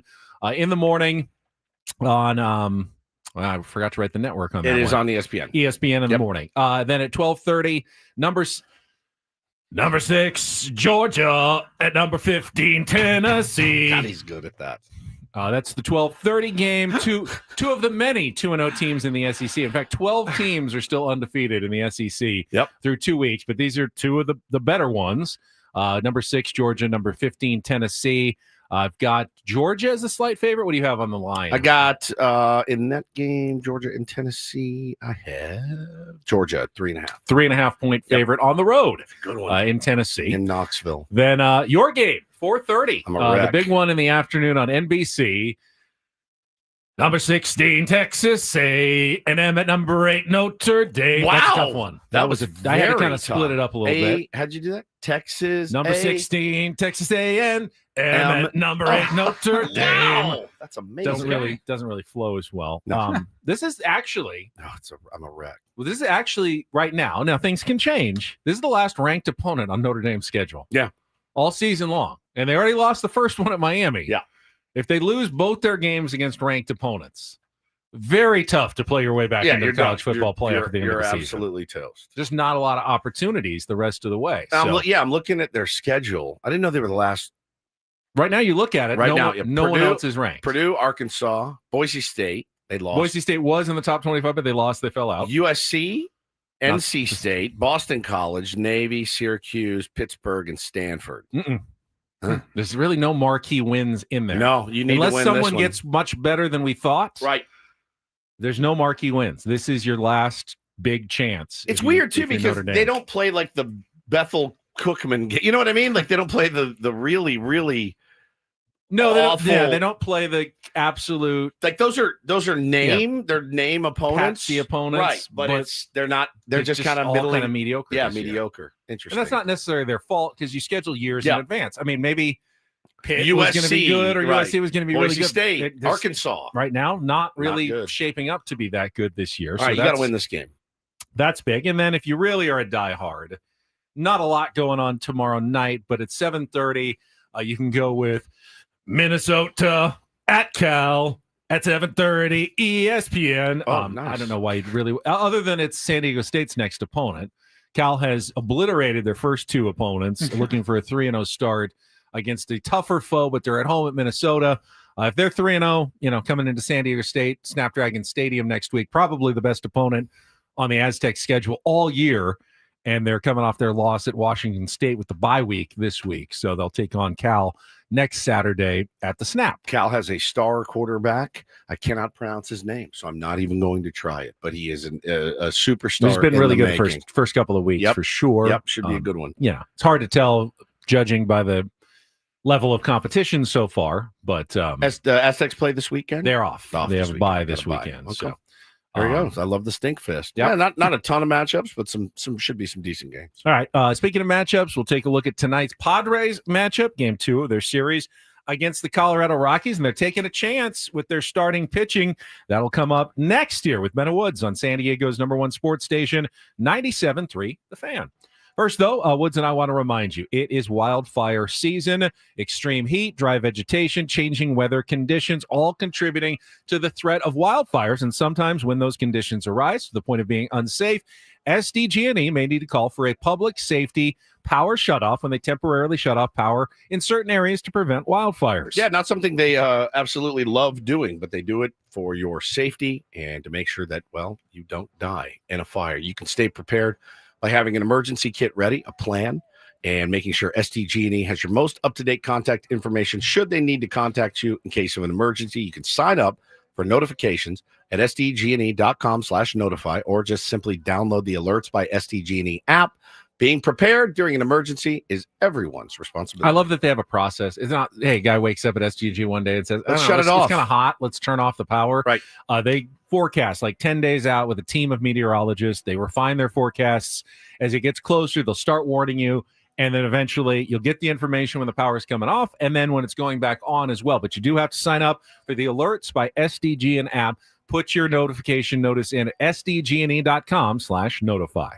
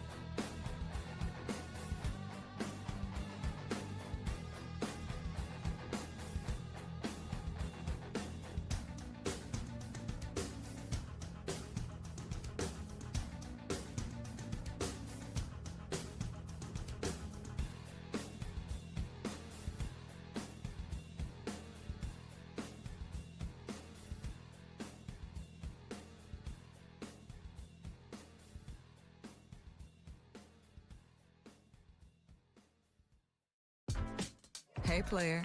This is all yours. This room with this view. This speakeasy with this cocktail. Hey, could you make that too? The spa with this. Ah. And this pool on this roof. This is all for you. The all-new Hamul Casino Resort, now open.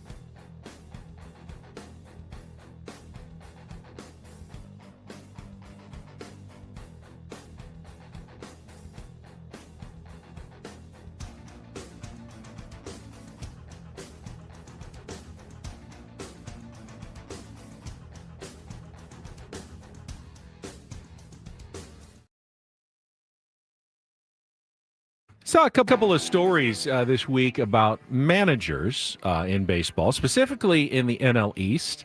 One, David Stearns, the president of baseball operations for the Mets, has said that Carlos Mendoza is going to be back. Well, his team is nosediving. He said a couple of weeks ago he's definitely back next year. Does that change if the Mets end up missing the playoffs? I don't know.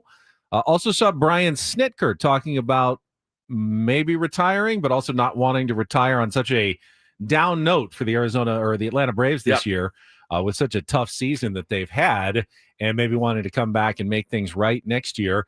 They've already been who's been fired? Let's see. Rockies fired their manager. Nationals fired their manager. The Orioles fired their manager. So obviously you'll either probably have interims replaced or promoted at the end of the season. Other than that, Ron Washington says he's coming back next year after his health issues this year for the Angels. Are there any teams where you're expecting that person's gone? I mean, I think the biggest candidates we've Ollie Marmol, who got an extension with the Cardinals. Derek Shelton got fired as well. Derek Shelton also got fired for the Pirates earlier in the season. Those are pretty much all the bad teams. White Sox still have Will Venable. They're bad, but I mean, he's still, aren't they better than last year? I think they're getting better. Rocco Baldelli's had a bad season with the Twins. He's one of those guys where I've seen interviews with him before, liked him as a player always, and I've seen interviews with him before, Benny, and I go, I like that dude. I like that guy.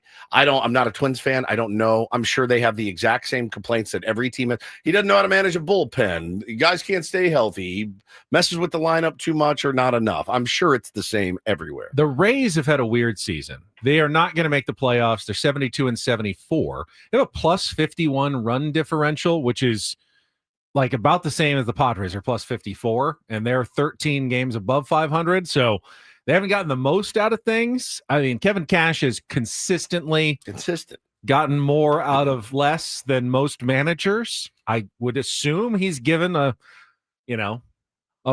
one bad year, is not a reason to change. Yeah, but at some point you always feel like, how long is the same voice the right voice as a manager? But also, I'll tell you what, I think with Kevin Cash, Benny, if he was let go by the Rays, I think there would be 25 teams in 20 to 25 teams in baseball that would at least meet and go, hey, should we make a switch? Give him actually more than $17 to play with and see what this guy's capable of? Or is he one of those guys where that was the fit for him? Look, people say that about Bob Melvin, right? That's kind of been. He also got at least a 1-year extension earlier this year. But they say that the thing about Bob Melvin was, look what he did with so little in Oakland. Well, then he got here and he had everything, and then had two generational collapses. One was not under him, right? No, first one was under Jason Tingler. That's right. And then they hired him, and he went to the NLCS. And then he had a horrible 2023. And then now he's with the Giants, and they have money. They have some players, but they're now one of the hottest teams in baseball at the end of the year. Aggressive GM. So it's interesting. I do feel like with Kevin Cash, if you're the New York Yankees, right, and Kevin Cash is available, you're like, done. It's done. Taking him right away. Torey Lovello, love him. A really disappointing season. We think he's great. I love him. You can't be shocked if the Arizona Diamondbacks. I'd be shocked. I'd certainly think it was the wrong decision. I would too. The guy was in the World Series. Managers fired for less than that. Yep. But bad, disappointing season. Clayton McCullough, first year, probably happy with the progress the Marlins have made. I think so too. I think their future is bright. I think when the season's over, we may not have a Black Monday this year. I know the way I'm looking at it, other than the teams that are already moving on that have interim managers, I don't know that you're going to have a bunch of pink slips handed out the final day of the season or the day after the season this year. Anything can happen, certainly. But you also have to have somebody, and, you think about some of the candidates that are out there still. Skip Schumacher still remains, a guy that probably, I haven't talked to him in a while, probably wants to manage, but I think he's a bit hamstrung in that he wants to be, around Southern California. So that's only 3 teams that you could choose from, essentially. And I believe all 3 are set with their managers. Jimmy in the chat asked, could you see Bud Black managing again? I don't know, but we'll ask him. We've actually reached out to Buddy, and he said he'd be amenable to maybe even coming in studio one of these days in the next couple of weeks. So we'll check with his schedule and have him in and chat with the former Rockies and Padres manager and longtime San Diego Stater about what his future may entail. Paulie thinks he may be doing some commentary, broadcasting work in the playoffs. I talked to him a couple weeks ago. He said he might have some work around the playoffs. Yep. So I would imagine that's like now you don't know that you don't know. It could be yard work. It could be he's reshingling his home. You don't know what kind. He just said, I've got some work around the playoffs. He could be putting in a new. He's gotten his golf game in shape. The last couple of months. I bet it's done. He was already a good golfer. Joe Lester says, "Man, you guys love Skip. What is not to love? There is not one thing about Skip Schumacher that you shouldn't love. Manager of the year, right? Played the game. He's played hard nosed, handsome, World Series champion, right? Oh yeah, yeah, oh yeah." And huge tier 1. Yeah, it's great. Huge tier 1. Of course we love him. You all should love him in the chat. He's one of you. Yeah, that's exactly right. Guy's a G. Yeah, we love him. All right, let's check traffic, and then we'll look at tonight's matchup for your San Diego Padres coming up next year on 97.3 The Fan. From the 855 Get Ross Traffic Center, protecting San Diego after accidents or injury, here's Kelly Danick. The roads are winding down pretty nicely all around the county, guys. We just have reports of some debris in middle lanes on westbound 8 just before Mission Center Road. I'm Kelly Danick with Ben and Woods, San Diego's #1 sports station, 97.3 The Fan. I know ERA doesn't work this way, but it's just a sign of the kind of season that the Colorado Rockies have had. If you add the 4 ERAs of the starting pitchers for this series, you get a number over 30 for the Rockies, for a team that has yet to score a single run at Petco Park in 4 games this year. They threw the stat up on the broadcast as well of like most losses in a season in Rockies history. They've already set that number. They're at 107 losses now. The other 2 highest loss seasons were the last 2 years, 2023, 2024, the only 3 times they've lost over 100 games. That's 3 straight years, 100+ losses, and actually going further in the wrong direction this year. Now, they pointed out, the last team that lost 100 games in 3 straight years? Saw that, the Astros. The Astros, who then immediately turned things around and became a contender and then a 2-time World Series champion. The Astros do not play in Coors Field. So they drafted really well. They tanked 100% on purpose. They just threw in, we're going to get some young guys, some looks. They don't play in Coors Field. They still haven't solved the mystery of who do we draft? How do we draft? How do we develop, at this level pitching? And, we've asked, Saris the question before, and his kind of idea was, look, in my opinion, what you do in Colorado is you just go out and you get 9 of the biggest, baddest sluggers that you can possibly get. You draft them, you develop them, and you literally try to club teams to death. That's what you do. How many teams have really made that Houston Astros strategy work? I know. Get really, really bad. Yep. Draft a lot and then go for it and get really, really good. It might just be the Astros. I mean, the Washington Nationals won a World Series. Can't take that away from them, but they didn't have the sustained success that the Astros have put together. The Baltimore Orioles were the team, the model of the team that everybody was going to follow because they won 100 games. And it looked like they were heading that direction, and now this season off happened. the cliff. Honestly, there's some parallels. Now, the San Diego Padres never went fully 100 loss in the tank for multiple years. Now, the first few years of AJ's tenure as general manager, they lost 90. They were, last place. They weren't historically rotten and bad, but they were bad. And now they have become consistently good, but they haven't won a championship. Right.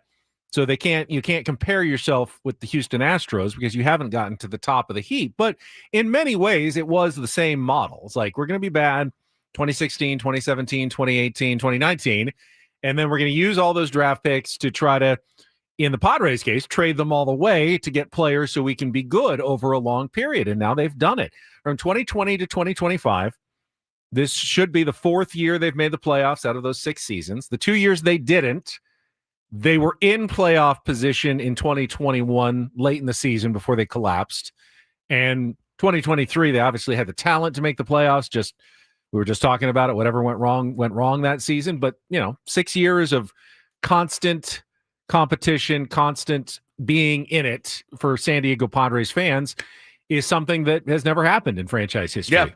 Yeah, they're a player every single year with a chance to win the World Series now. So, obviously it's really, really hard to do, and a lot of things got to click into place and go your way. But, it starts really, Ben, tonight. It starts with beating the Colorado Rockies.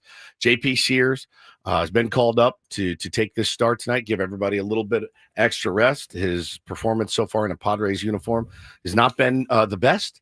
And again, the guy that AJ Preller earmarked as a guy he wanted from that organization for whatever reason that he saw, his scout saw. I mean, you have to give him the benefit of the doubt right now. It's only been a few starts for JP Sears. He needs to do what Randy Vasquez did last night. Yeah. And attack the zone. I don't think he'll have maybe the same effectiveness that Randy Vasquez did last night. That was a rare performance, but attack the zone against 8 of the 9 guys. Be careful with Hunter Goodman. But attack the zone everywhere else. No walks, nothing free.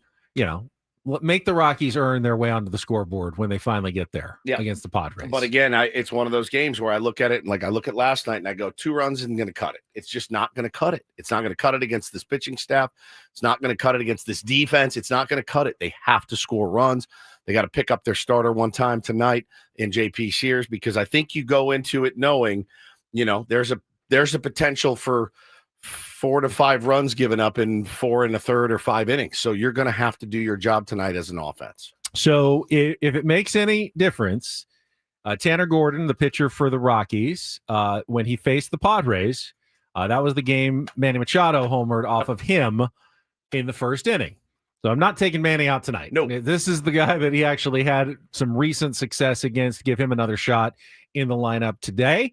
Jackson Merrill homered off of him in the second inning of that game, and Gavin Sheets homered off him in the 4th inning of that game. So all those guys definitely critically in the lineup tonight for your San Diego Padres. Yeah, no doubt. And I do wonder, will we see another Crony at short, Arise at second, O'Hearn at first? I like that lineup. I think it's good. Sheets in left, and Maryland center and all that. Let's get all of those guys back in the lineup. It's your best chance at scoring, a bunch of runs, unless somebody, has to have a day off or whatever, which I don't necessarily think is the case right now as you're gunning for a division. But I don't run that team. What was interesting is that the Rockies don't have a great bullpen, but even in the loss yesterday, they used their 3 best relievers in Hill, Herget, and Vodnik. Not that they're not available. 23 pitches for Hill, Herget through 17 and Vodnik through 18. Don't know how much availability you are now into the the back weekend of the Rockies bullpen, as soon as you can get Tanner Gordon out of the game, seems like a really good opportunity to score some runs. Again, we've Waddick said that is before. nasty, dude. Yeah, He's freaking nasty. Herget's really nasty Herget's too. nasty too. But they're willing in a close game, like, hey, we may never get a lead, so we're only within 2. Let's throw our high leverage guys and see if we can keep it close. And they did. But that could be an advantage for the Padres going forward. They already got through those guys. How many more times can you go to them in a 4-game series? Especially, Padres will have an opportunity, hopefully, against some other guys that aren't quite as strong in their bullpen tonight. Man, I'd love to come in Monday talking about a mop, but 3 of 4 is an absolute must. It is a must. Anything less is a failure against the Colorado Rockies. A 2-2 split, is not what you want. You just can't have it as you're gunning for this division. You're gunning for a bye. You're gunning for all those things, as AJ Preller reinforced to us earlier, where we set a goal of making the division or winning the division, and it's right there. It's right there. Go Giants. Yeah, cheering for Justin Verlander tonight against Yoshinobu Yamamoto in game 1 of that series. Tough draw, but yes. 7-15. That's in San Francisco. Yamamoto 1 out away from a no-hitter last game. Yep. You know how that ended last Friday or Saturday? I do think, Verlander has not been good this season. He's been better in the last month or so, and certainly it's a big game. He knows this is a huge game. Everybody's eyes. I would assume you'll get your best version of. In LA? No, San Francisco. It's in San Francisco. In San Francisco. Beautiful. So all right. That's the other game of a special note tonight to keep your eye on. But we'll be here for the Padres game at 6:40. Sammy Levitt with your Eco Water SoCal pregame show at 5:40 tonight here on 97.3 The Fan. That will do it for us. Want to wish our executive producer, Paulie Reindl, a very happy 35th birthday over the weekend. Thank you very much, guys. The gifts were awesome. Happy birthday, Thank buddy. you to everybody in the chat. We love you. Appreciate you guys. See you on Monday. Braden coming up next for Woods and Paul. I'm Ben. Have a great Friday and weekend from all of us here at San Diego's #1 sports station, 97.3 The Fan. So long, everybody.